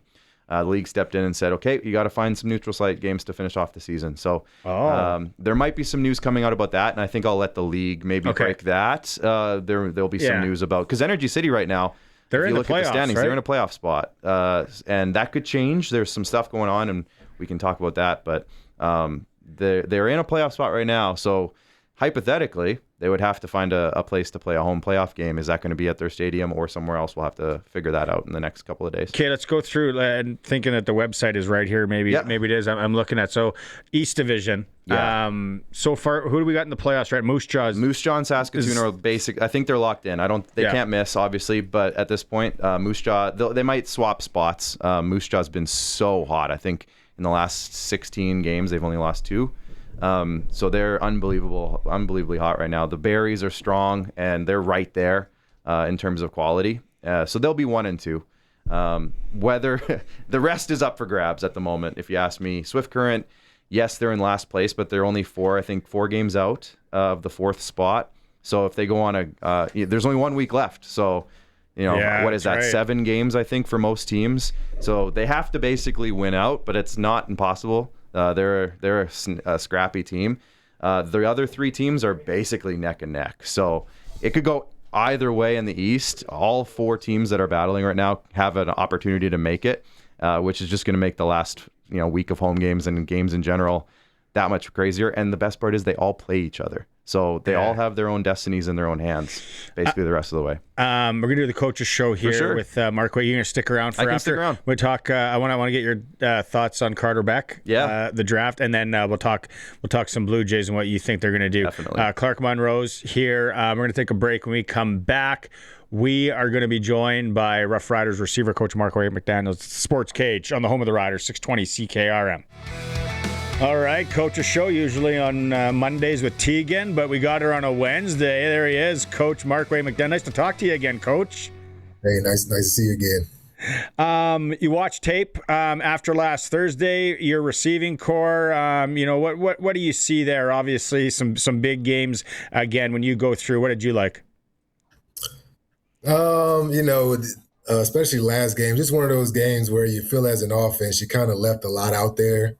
Never taking anything away from your opponent, but just a few plays, especially big plays, that would have put points on the board that you kind of want back. So looking forward to next game, and hopefully we can connect on those. How do you keep the receivers all happy? Because we got this 3-headed monster, we're calling it here. They're balling out and all that. You've been in that situation as well as a player. How do you keep these guys happy? I always tell them, hey, if everybody wants the ball, stay on the field. The more plays we get, the longer drives we get, the ball will spread around and Trevor will find the open guy, right? And that's one thing with having a quarterback like Trevor. He's not just going to lock in on one guy. And if he does, he's not open, he's moving on to the next guy. Second guy isn't open, he can even go back to the third guy. So, our big 3 are getting a lot of targets if you look at it. So I'm pretty sure they're happy. Let's single out KSB. Nice start, right? He's got 42, I think, on the year, 4 touchdowns, averaging 15.6. He's impressing the fans, of course, and all of us. But what is he doing maybe that makes you happy that we're not seeing as fans? He's healthy. He's staying on the field. Right? I think that was his biggest thing throughout his career. Right? You see the talent, you see the size, you see the way he moves for his size, you see the speed. But he's healthy. He's been looking good in camp. Looks strong, tough guy. Takes a lot of hits. Even blocks. One of our best blockers too. Things that people really don't see in his game. But the main thing for him is he's healthy. He sees the defense good. He's just playing good football right now. It is going to that because blocking is so key as a receiver as well. Is there a guy besides KSB maybe that's not getting the notoriety that you're watching and being like, oh, this guy's a dog, like this guy's doing the greasy stuff for us that we need? Yeah. Him and Sam are a big part in our run game. Maybe not as much this year as we have in the past, but you ask those guys to go down there and block DNs, no problem. They'll do what they have to do. Block linebackers, of course. Get up to DBs. We preach getting up to DBs in the run game and springing those longer runs. But those guys take pride in setting the tone and blocking for our receiver group. And it's good for coach to say, hey, I just did this a few years ago. Like I've done this. It's got to be done. Were you doing the jumping up and down when Johnny Johnson almost caught his first one there in the end zone? I wasn't jumping too much. I think I was reacting off the crowd. Oh, like we're just so close. But definitely one of those ones you want back, especially the time in the game. Just missed it. Like I said, just comes back to being on the same page. And like I said, hopefully we'll hit those next game. Rider receiver coach Marquay McDaniel joining us here on the Rough Rider Coaches Show for Steelcraft Doors. Do you ever remember when you were playing a game where you were sitting in the end zone, you were open, and the ball hit the goalpost? Never. No, never. Really? I haven't been in too many games where the ball actually hit the goalpost. I know we had one this past game, and I know he had a big one before. But yeah, being a part, and none that I can think of, but I really don't think I can remember. Bo was my quarterback a lot. I don't remember a time where he, hit the goalpost throwing while I was playing, especially on a touchdown reception or even to one of our other receivers. Do any of these receivers that you have with the Riders right now remind you of yourself? No, I think you asked me this question like a couple of years ago. These guys are crazy talented. Like, these guys don't have a lot of weaknesses. The only person I could kind of, say I'm similar to as far as, Sam, as far as, more of a straight down the field guy. I was a quicker guy, but just the stuff around the box. But yeah, not really. I know I said 2024 Stearns was more of my style of, with the route running. But being I'm a little bigger than Stearns. I got to give him that. But I would say Sam is just as far as whatever you need me to do, I'm gonna do it. If I got to go clear out, run a go route, the same type of plays in this offense, I would have to say similar to Sam. But he's a little better than I was. Super unfortunate for the league. There's no doubt about it. When Bo Levi goes down, your old quarterback, do you message him? Do you shoot him a message, give him a call, and just kind of words of encouragement to get back? Oh yeah, definitely shot him a message. He hit me right back. Especially with him playing so good, right? Just it's good for me to see him come back from his injury because I was there coaching when his arm just wasn't right. It just wasn't right. And I'm used to seeing Bo flicker the wrist, ball come off, and it's gone.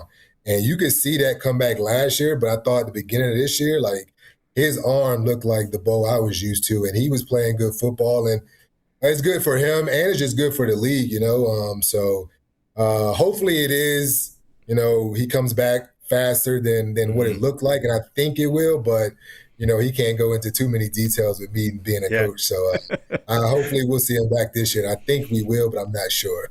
Okay, I've interviewed Marcus Sales and Alberto Wachi over the last few weeks here. Now, both of those guys tell me that they are really good receivers. Do you ever give them a spin out there and a chance? You ever seen them work? Now, I heard Albert played in college. He's a lot bigger now, but I will say Sales, if you watch him in like pregame and stuff, you can tell Sales, if you needed somebody to go run a route for you and catch the ball, he might be my first pick at DB.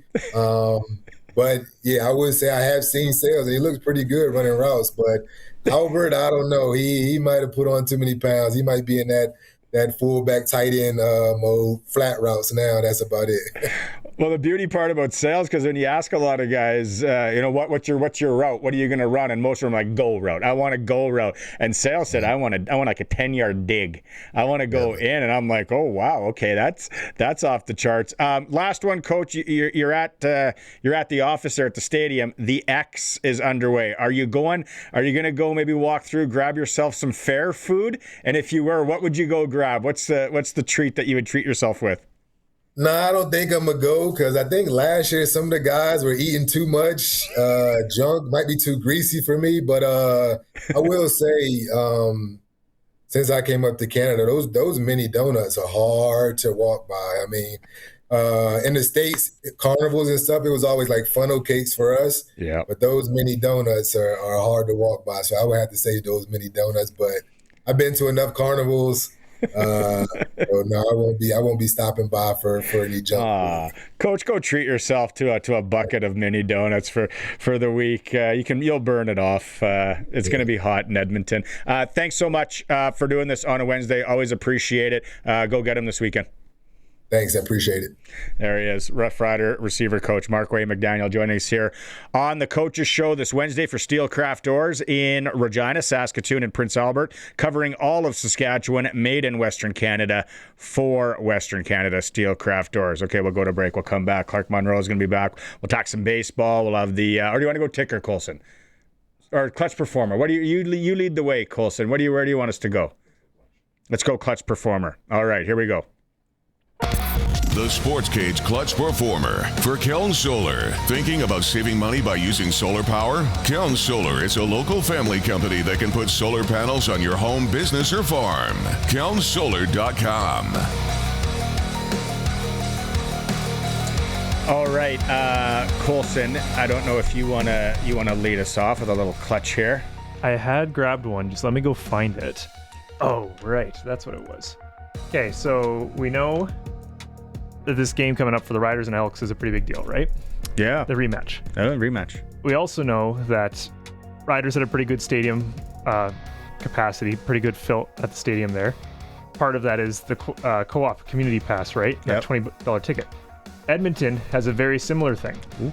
They have a voucher, $40 for 2 tickets. So good job, Elks. Good job, co-op. $20 a ticket there too. So all I'm saying is clutch job for the Elks and co-op, but we should see a full stadium there. And I already messaged Matty Young. He said he's going to have numbers out either tomorrow or on Friday. Oh, maybe we can bring Matty on Friday. So that's a good one. Yeah. Good. I would go, and I didn't send you the video, but I don't know if anyone's been on social media. And it's not him. It's law enforcement and just law enforcement in general. Like these guys work in the EX and girls this week in that heat, dealing with absolute buffoons, and EMS having to do things, and then the carnies having to put up with the buffoons as well. I'm going to slink in and out tonight for Colin Ray and Billy Dean, have a few pints, maybe some fair food. But the law enforcement on this Tony Romo video, like if no one has seen it, and we don't have it to play, but you can go and find it anywhere. Mm-hmm. I get he's trying to be funny in it, and he's doing the sobriety test, and good job on the police officers, and it was a female officer that's leading it, and he's always kind of joking / disrespectful, and then it's like, oh, and then they release it. I'm like, thanks. Did you see it, Clark? You know what? I saw it posted multiple times, but I didn't watch it all the way through yet, so I'm gonna have to do that now on the way home. Like I think he almost thinks like he might get out of it, and then they're like, okay, turn around, you're under arrest, right. And then it might hit him there. It's like, well, I don't care how many whiskeys or whatever he had. And there's something about shooters in his vehicle too, and yeah. No, I haven't seen it. I'll watch it when I get out of here though, for sure. Yeah. Clutch Performer is for Keln Solar in Lumsden, Saskatchewan, family-run business. Be like Jeff in Val-Marie. If you got a livestock operation, call them. They can help you out. Keln Solar, Lumsden, Saskatchewan, family-run business. Okay, we'll go to break. We'll come back. We'll talk more baseball. It's a Sports Cage on the home of local sports in Saskatchewan, 620 CKRM. Riders are back on the practice field today, and Sam Emelis did not participate in practice. Coach Mace on Emelis not there. No, I think we're pretty hopeful. We should see him out here tomorrow. Okay. That sounds all right. Ryder Varga was full again. Maybe he plays. AJ Ouellette's week to week. Roland Milligan Jr. was limited, and Zach Fry's week to week as well did not participate. Baseball, the Toronto Blue Jays beat Washington in a Hawaiian breakfast special today. Locally, the Regina Red Sox are now in a playoff spot. They are in Sylvan Lake at that beautiful facility there this evening. Up in Saskatoon at Cairns Field. Beautiful in its own right, close to Vern's Pizza. Medicine Hat is in town. Swift Current is in Weyburn. SportsCage.com poll has CFL replay video review made the game worse or better Vote at sportscage.com. It's for extreme hockey. It's back to hockey time. Best trained staff, top brands, trusted performance, gear for every level and every budget. Expert advice you can trust, community focused, under new management. Extreme Hockey and Sport, McIntyre Street in Regina, the Cooperator Center, and Temple Garden Center in Moose Jaw. Don't forget about that. If you need gear out in the Moose Jaw area, they are open there. Clark Munroe back with me today. And okay, first off, can we go back to our Where Do You Land Wednesday, some of our obscure lyrics? Yeah. Because I'm jacked for Colin Ray and Billy Dean tonight. Like, taking me back, old CMT days. Let's go. The Corsica with the 6x9s. And it started with, I've always thought, and if you're just tuning in, you haven't heard this yet, Colin Ray's Little Rock and the lyric selling VCRs in Arkansas at a Walmart. Like, that's my Mount Rush. That's one of my Mount Rushmores. Then he's also got That's My Story, and I'm sticking to it, where he's kind of ticked off the wife, and he sings, you don't expect me to believe all that static, because just last week I threw that hammock in the attic. Yeah. Like, they don't write it like that anymore, right? No, it doesn't. Yeah, it doesn't come up. The VCRs don't exist anymore, so they can't. I wonder if he'll change that tonight. Maybe, because Kenny Chesney has got a song where he's like retcon his own lyrics. He talks about the beeper, and then he stops, and then he says beeper. What year is this? So right. I wonder if Colin will get creative. And then it was one of our listeners. It was actually Sammy Kershaw, but this is another great 90s country one. He rebuilds engines, and his name is Earl. He's the Charlie Daniels of the Torque Wrench. Okay. Like, that's like, I think country's in its own category for these kinds of lyrics. Am I wrong in saying that? Maybe. Isn't there a new Luke Bryan song out where he just says a bunch of buzzwords for the whole chorus? Where it's just like beer, jeans, trucks. Possibly. Isn't that his whole song? So I don't know. I feel like country music is in its own category for this debate. Lawrence messaged in up in Saskatoon. He goes with another great 90s kind of, I think it's 90s. Yeah, Shenandoah. Riding down the road in my pickup truck. You better be ready because I'm picking you up. Oh, that's just a good line. I don't know about that. That's not obscure. That's just really good. And then I had another. Our champagne and caviar is an RC Cola and a moon pie. Ooh, okay. Is that Colin Ray or Sammy Kershaw? I'll have to search. Country though, right? Like, I feel like it's just got a little bit different mindset. Oh, 90s CMT. Yeah. Oh, Susie Bogus, how you doing? Yeah. Man, there was some old Toby Keith, bad Sal, rest in peace. But such good, just banger after banger. Then you throw in the odds George Strait to take it back. Billy Dean, man, he sings Billy the Kid. Yeah. We just disagree. So many coming up tonight. I can't You're wait. so excited for that. Oh, I am. Man, 90s country. You are. You should be. Here's the wildest thing. Blackhawk. You know, they played Plentywood. They played the Casino. Mm-hmm. Mandolin. So a guy stops me at the golf course the other day. He said, "Did you hear that Blackhawk played a concert in Isla Crosse?" And I said, "Get out of here!" Like, Isla Crosse. And if people don't know where Isla Crosse, I'm trying to look how far north it is. And I said that can't be right. Sure enough, I looked it up. And they got all the way up. Is that a fly-in only job to bring in? Yeah. Considering I'm not even sure where you mean. I'm sure you don't know? Is. I don't know. No, you can drive there. Okay. Actually, I should know this because Buffalo Narrows. Okay. And I spent some time I went through this in Pachinak years ago, which is north of Beauville and somewhat close to Isla Crosse. So, yeah, big Blackhawk country. There you go. Up there. That would have been a good show. Baseball. Yeah. Toronto Blue Jays. Yeah. Are they going to be selling?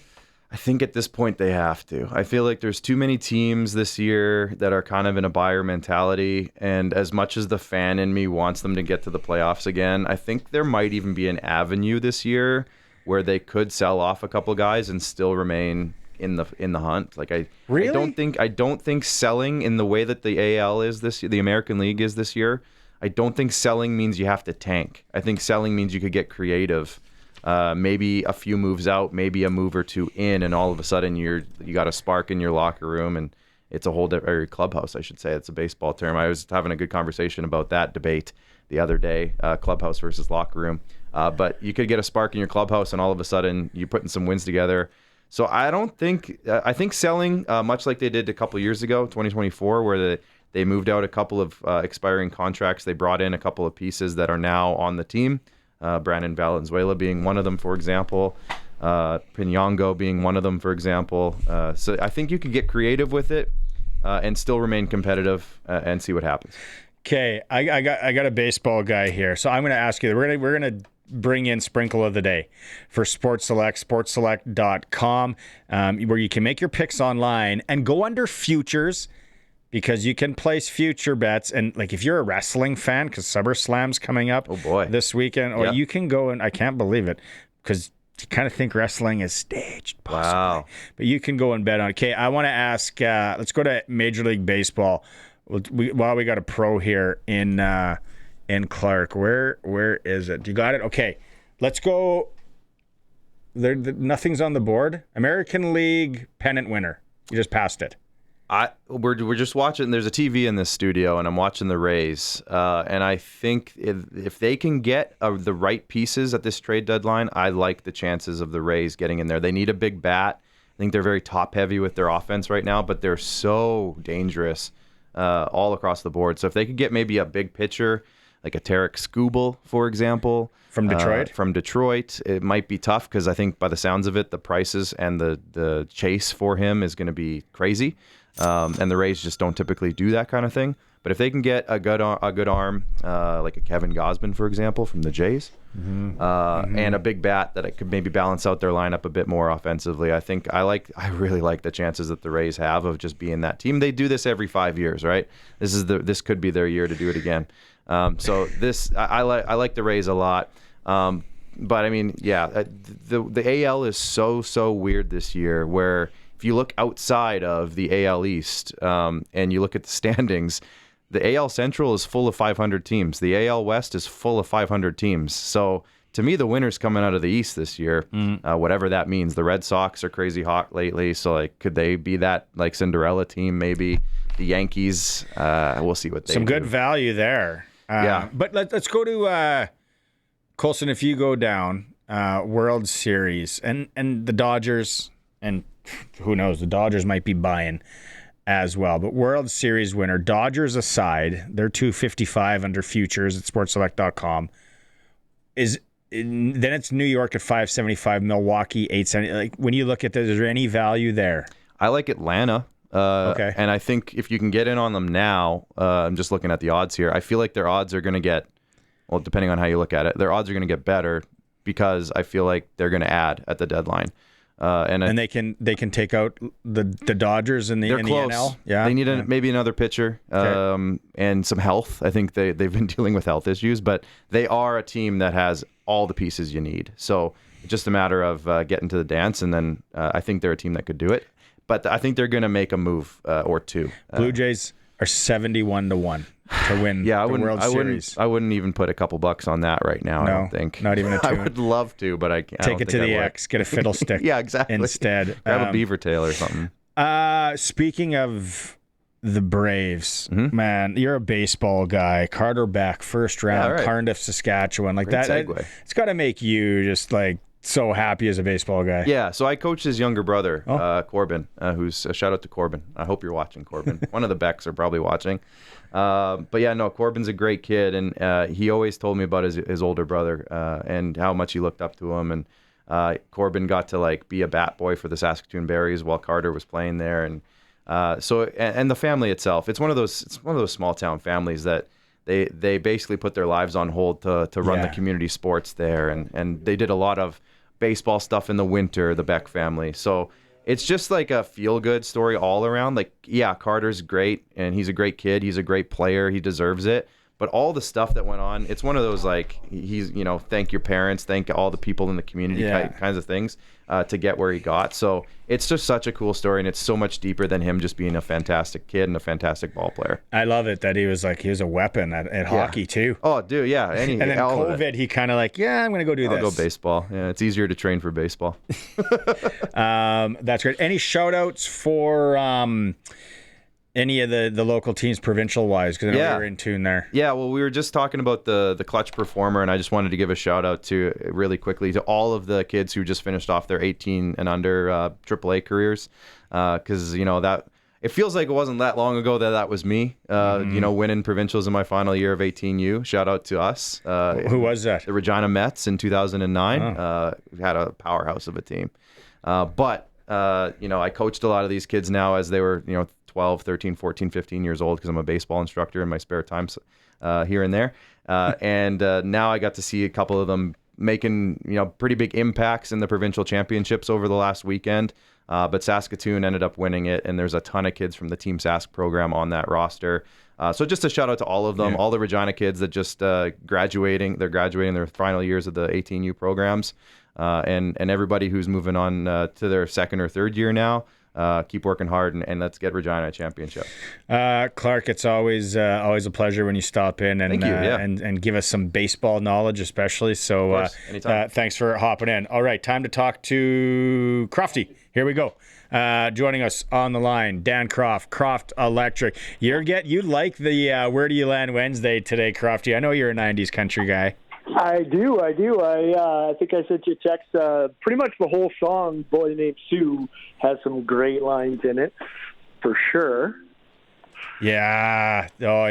Jeff just texted in this one. We know this one, Crofty. Lazy yellow moon coming up tonight, shining through the trees. Crickets are singing and the lightning bugs are floating on the breeze. Baby, get ready. Little fishing in the dark. Oh, beauty. Hey, speaking of lights, you can keep those on. Croft Electric, right? Preferred program. People need to get in on that. 100%. It's with this sweltering heat, it's been testing some people's electrical systems for sure. Get us out there. Let us do that 24-point inspection as part of the preferred customer program.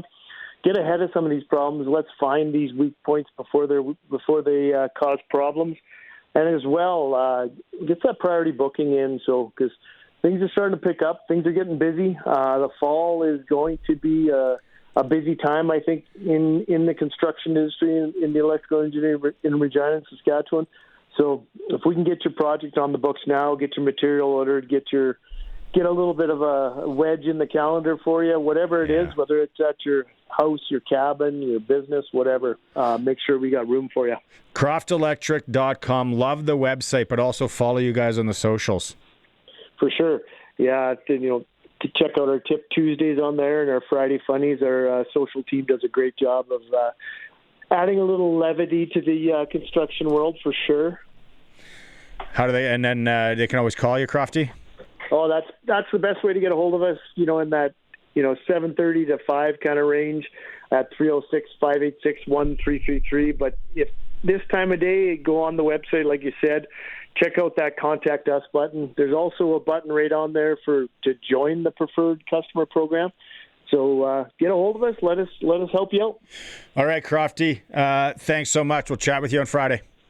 Sounds great. Have a good show. There we go. Dan Croft, CroftElectric.com. We're up against the clock. We got news coming up in hour 3. Scott MacAulay from the Regina Thunder will be back after the news.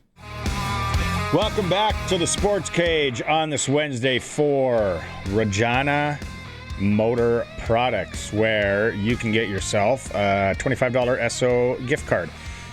That'll help out. All you need is a vehicle health check or oil change package. Visit RMP today. Coulson is with me. If you miss any of the show, you can go back and listen to it in podcast form for Freeze Tallman Lumber in Regina and Fort Capel. Delivery available. More than a lumber yard.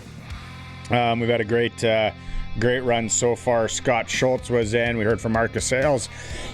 Excuse me, in hour number 1. Hour number 2, Clark Munroe was in.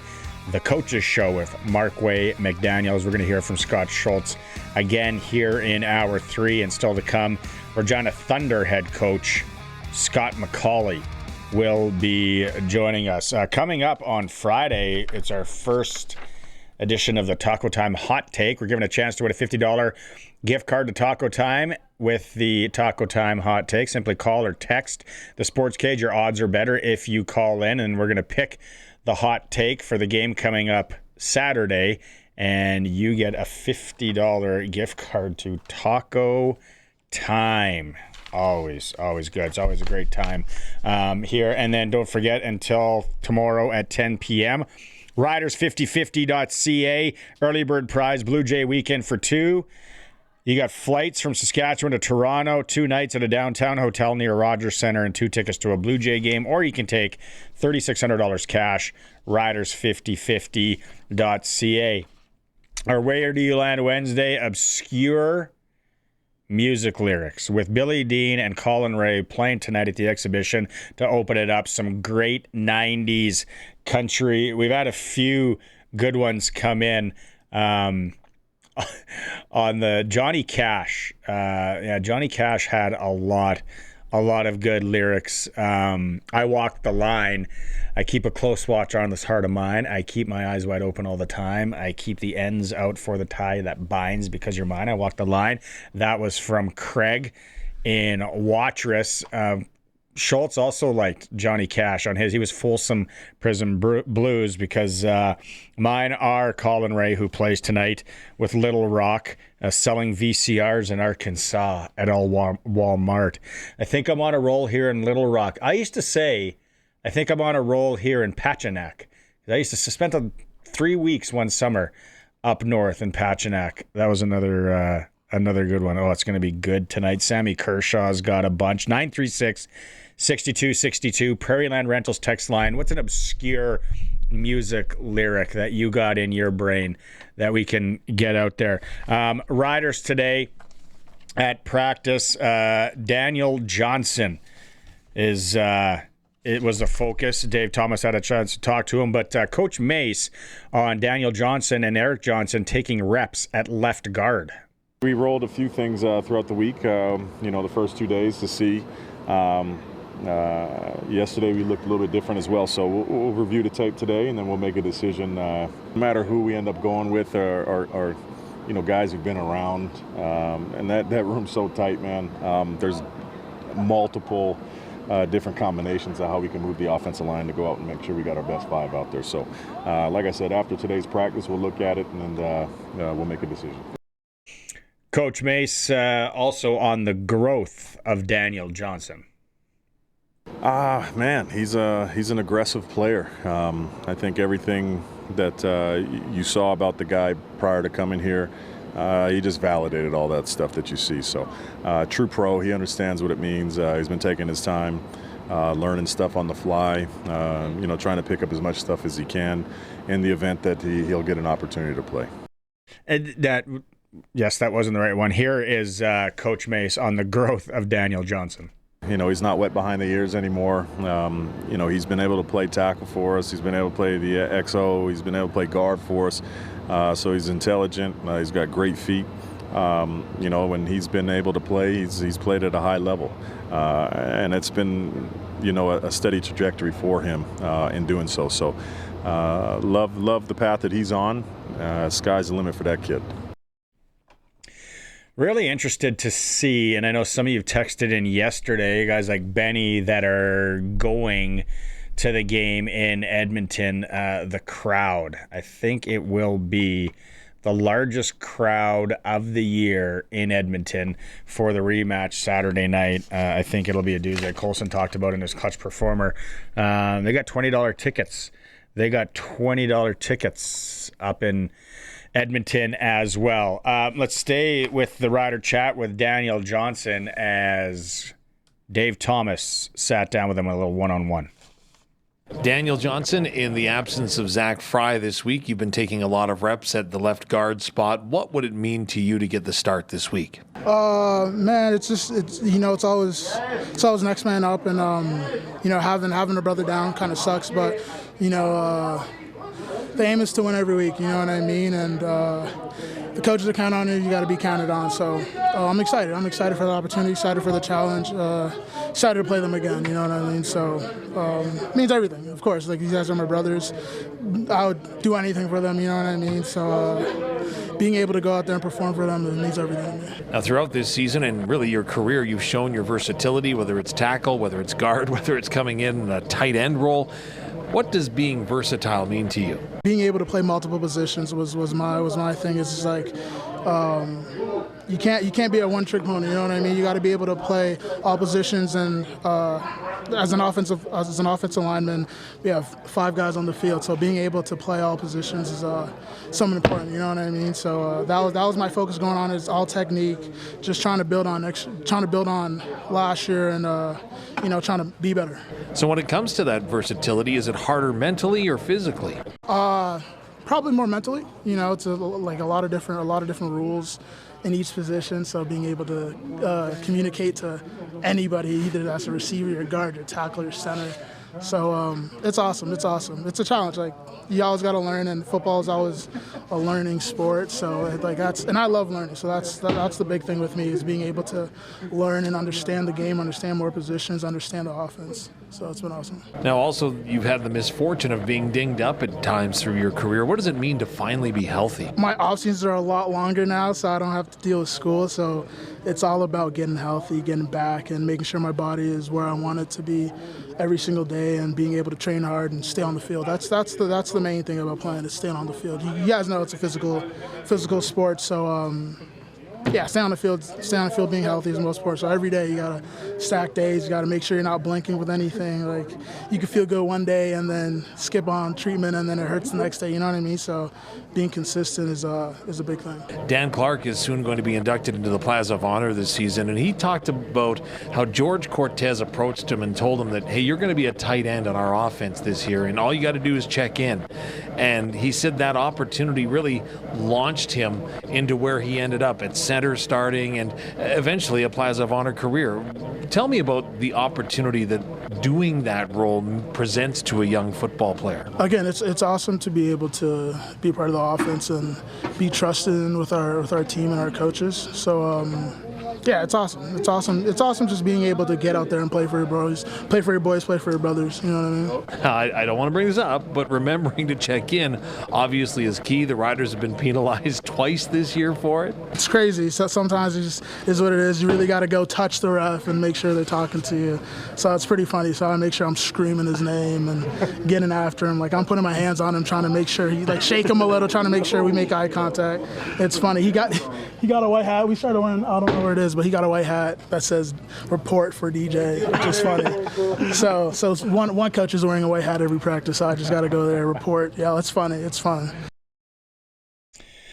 Will be interesting, the ins and outs and what changes this Saturday in this cat and mouse game, the return game, as the Riders go into Edmonton.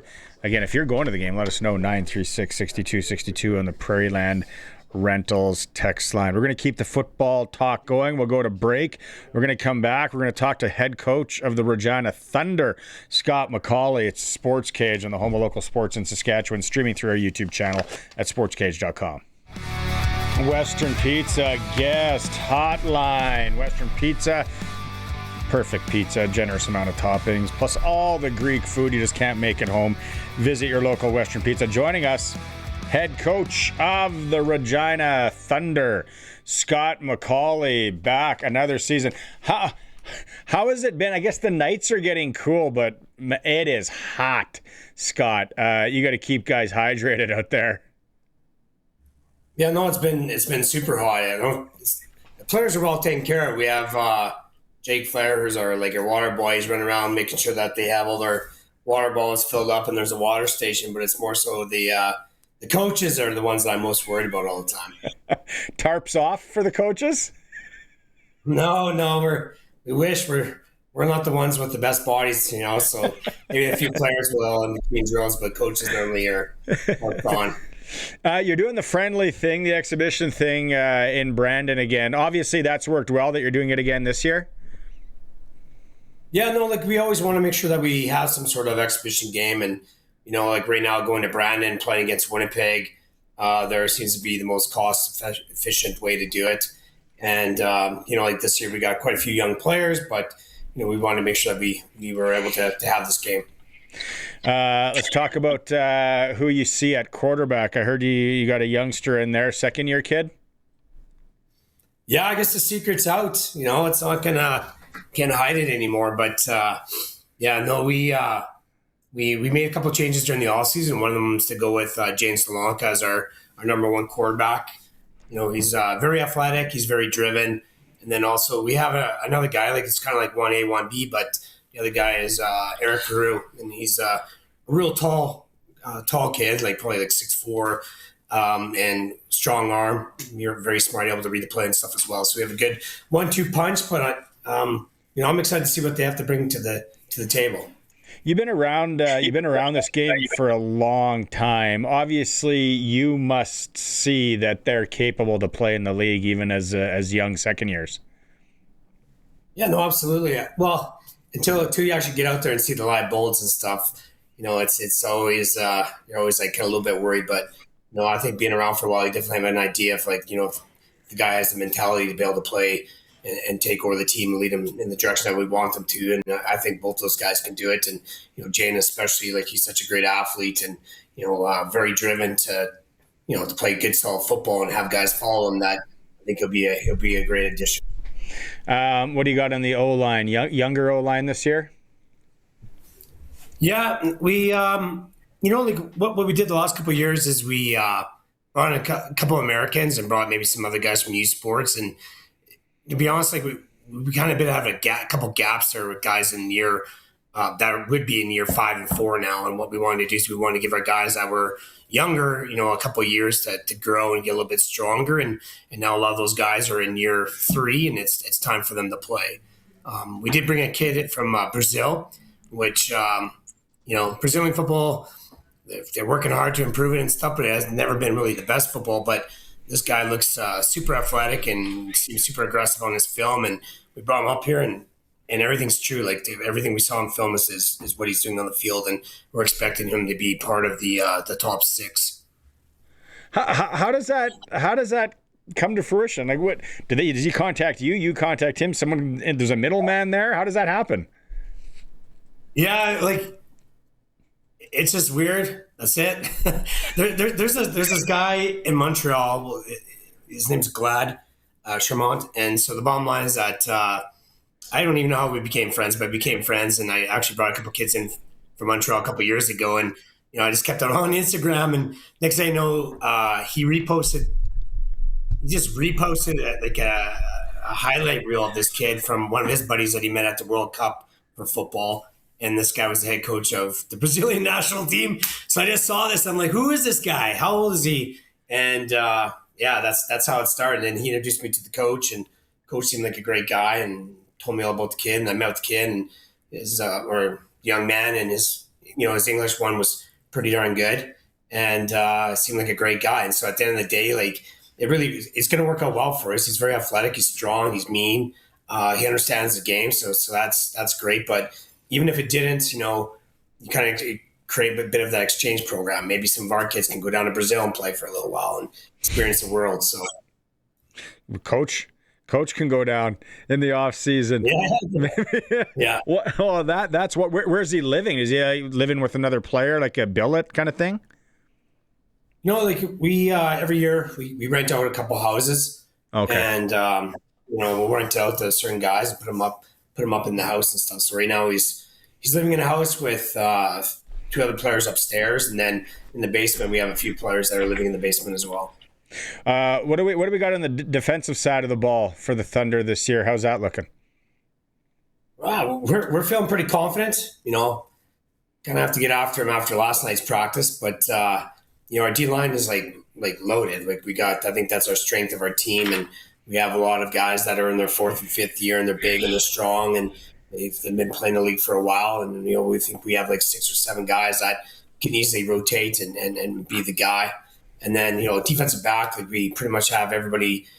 Like several of our starters like returning and stuff, and so we expect our defensive backs to be veteran laced and also flying around. And then at linebacker, we lost 2 guys on the inside, but we've had. We have 4 guys in camp right now that, again, are competing for that spot. And, again, you got guys that in year 1, year 2 are learning now. They're year 3. It's time for them to step up, and they truly have during this off season. And I think the one thing that's going with the defense is that there's so many veterans back that you're sort of like taking off where you were last year and moving forward, right? They understand the defense. They know sort of like what the concepts are. And so now you can kind of drill it down even more, and you can use them to sort of, coach up the young guys all the time as well. You might have the most, electrifying running back in the country, junior football, and Peter Borsch. A lot of things expected of him. I'm sure there's a little bit of pressure from himself as well. How tough of a job is it for you as coaches to kind of keep him even keel, to be like, hey, you don't got to pressure this whole thing yourself, because there will be a lot of focus on him. Yeah, I think so. Like, he's a pretty humble person to begin with. And, even though he's able to practice with the Riders, he's bringing a lot of stuff that they do back to us. And when he's on the field, he's out there kind of like that extra coach, So in regards to like kind of keeping him grounded and stuff, it's been fairly easy. And, the other thing is that we also have like two other backs that are extremely good as well. So we just brought a kid named Owen Istis in. He's from Weyburn originally, that went to Mount Ellison. And so he's back with us, and we're expecting him to get, probably his fair share of carries and stuff as well. And I think, at the end of the year, you're going to be talking about two guys for sure, guaranteed, that are carrying the rock for the Regina Thunder. So we hope to be set up that we're going to put them all in good situations to be successful and let them both feed off each other. And I think they'll do that and try to keep both healthy, going into the end of the year. Expectations, always to win it? 100%. Like, we did graduate, quite a few guys, and I think championship caliber type of teams will graduate a bunch of guys each year. Like, you look at the Hilltops, they've always been very successful and stuff, but they're always graduating 15 to 20 guys every year. And, we lost a lot of guys to graduation, and we made some changes during the off season to just change up the culture and make sure that kind of like what we want to do as we move forward is going in the right direction. And, the guys are really rising to the occasion. We're young, but I think by week 4 or 5, like, we're going to be where we exactly need to be. And, at the beginning of the year, we're going to take some lumps, and we're going to have to learn from those lumps. But again, I feel like we have a very athletic team, and it's not going to come down to them, like, not knowing what their assignments are. It's just going to be learning about the flow of the game and stuff. And the very athletic are going to be able to pick it up pretty quick. That's awesome. Well, that's where the exhibition game this weekend obviously comes in and helps. Coach, thanks so much for doing this. You got to get out there, stay hydrated, right? She's a scorcher. Appreciate you doing this, and have a good one this weekend. All right, thank you very much. There he is, head coach of the Regina Thunder on the Western Pizza guest hotline, Scott MacAulay. They got a little friendly with Winnipeg coming up in Brandon this weekend. We'll take a break. It's the Sports Cage, the home of local sports, streaming through our YouTube channel at sportscage.com.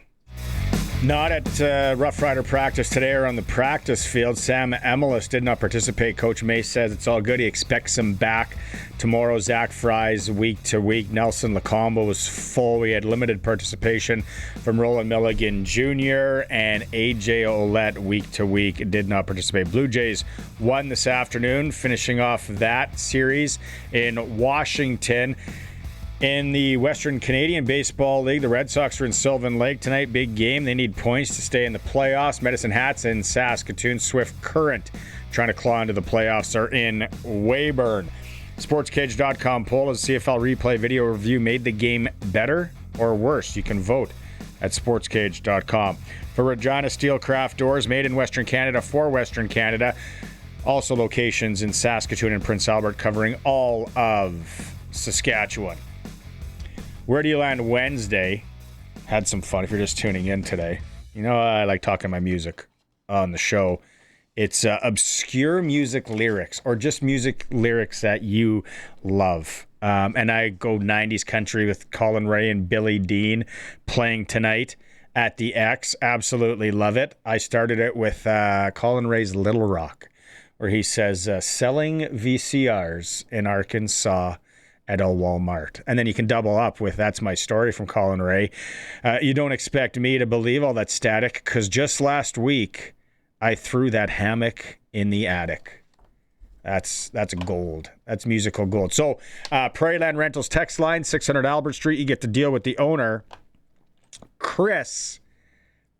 He says, it's not so much original lyrics, but when they play Dixieland Delight, by Alabama at an Alabama Crimson Tide football game. The crowd sings along with their own lyrics. Chris, I went to a game 2 years ago, the Georgia-Alabama shootout on that Saturday evening. That is so cool to experience live. When that song comes on the fourth quarter and all the lights go out and they got the colored lights and they put on Dixieland Delight, and I can't say some of the lyrics that are in the song, but you can YouTube it or look it up. That's a good one. It's if you're a football fan, go to a big game in Tuscaloosa and go early so you can tailgate. I've tailgated at a number of places, college and pro. Tuscaloosa, what a campus. What a campus. Peter says, pardon me, son. That ain't no kid. That's a cocktail waitress in a Dolly Parton wig. I said, I know, Dad. Ain't she cool? That's the kind I dig. Trashy women. Confederate Railroad, right? Great one. Great one there. Andrew says, I'm headed to the game. I'm headed to Commonwealth this Saturday. Really looking forward to it. There are a few people, Andrew. Maybe you guys will all hook up for a pre-gamer. Benny the Rochdale Rocket is going to that one as well. 936-62. If you got anything for us, maybe there's some obscure lyrics for you. Schultz coming back up here for if you missed it in hour one, and his was Johnny Cash, Folsom Prism Blues. We had someone early. Kenny Rogers has a lot of good ones. I think it was the Gatlin Boys where he turns and locks the door. Promise me, son, not to do the things. Yeah, that song. Oh, it's good. And then he's got The Gambler. You got Reuben James, Coward of the County. That's Coward of the County. And then Lucille, Don't Take Your Love to Town. That's sad. That one hurts, though. That guy gets done wrong. Comes back from the war. We should sit here and talk 90s country all night. If you're going to the show tonight, should be an absolute dandy. Back to the Riders. And we don't know if Derek Roberson is going to be playing this weekend for the Riders. Mace Colson, Coach Mace did talk about Roberson at practice today. Man, he's an aggressive player. I think everything that you saw about the guy prior to coming here, he just validated all that stuff that you see. So, true pro, he understands what it means. He's been taking his time, learning stuff on the fly, trying to pick up as much stuff as he can in the event that he'll get an opportunity to play. He's a pass rusher, and then we heard he's just still trying to get to the game. He came up, he said, "Yeah, I wanted. Can we play? What clip is that?" Where he talked about Roberson Colson. I think it's Roberson 2. How he's adjusting, or how he came to Saskatchewan. Sorry, Roberson 1. This is funny. Really, they've been hitting me up for a couple of years. I still been here with the UFL for a couple of years. So, agent reached out, said opportunity to make a couple bucks. So, just came up. Come up, make a couple bucks. Does he know the exchange rate? We gotta be clear on that. So you're taking back a lot less.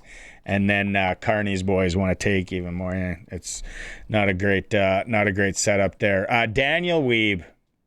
Last weekend, that would have been so good if it would have stood the touchdown. We expect him to be returning punts again this weekend. I think he's a guy. I think we just keep him back there. I think we keep Weeb. Love the ratio, as I say. Love the passport. Dave Thomas, one-on-one with Daniel Weeb.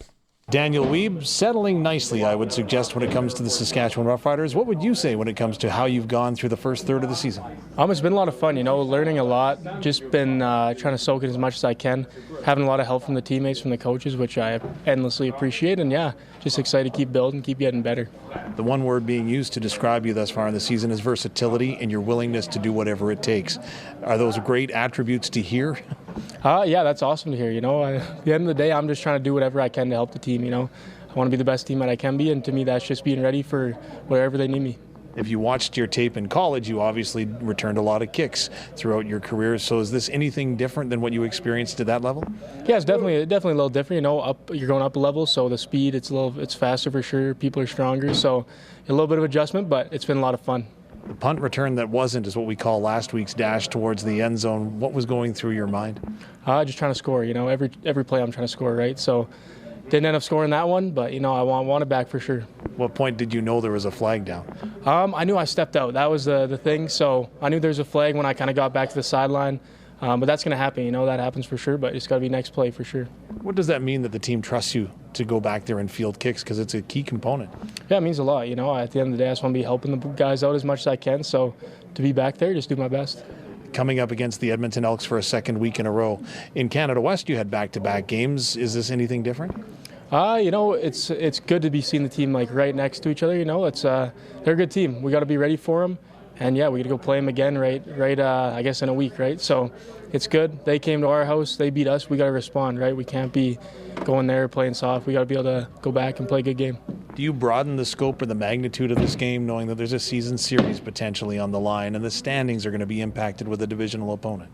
At the end of the day, every game's important. So, I think for us, just staying focused on the task at hand and each play, every play is big. So we got to be able to stay in the moment. Daniel Wiebe.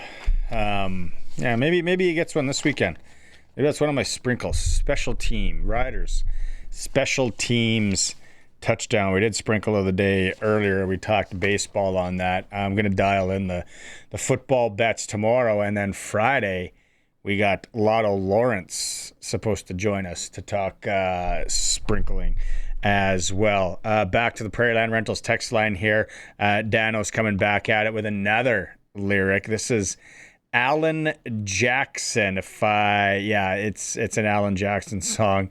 I raised the veil and she smiled at me without her front left tooth. Oh, that's a good one. Mount Rushmore, though, still the guy. I think it was from East End. Chris from East End, maybe, where he went Sammy Kershaw. He rebuilds engines and his name is Earl. He's the Charlie Daniels of the torque wrench. Sammy Kershaw.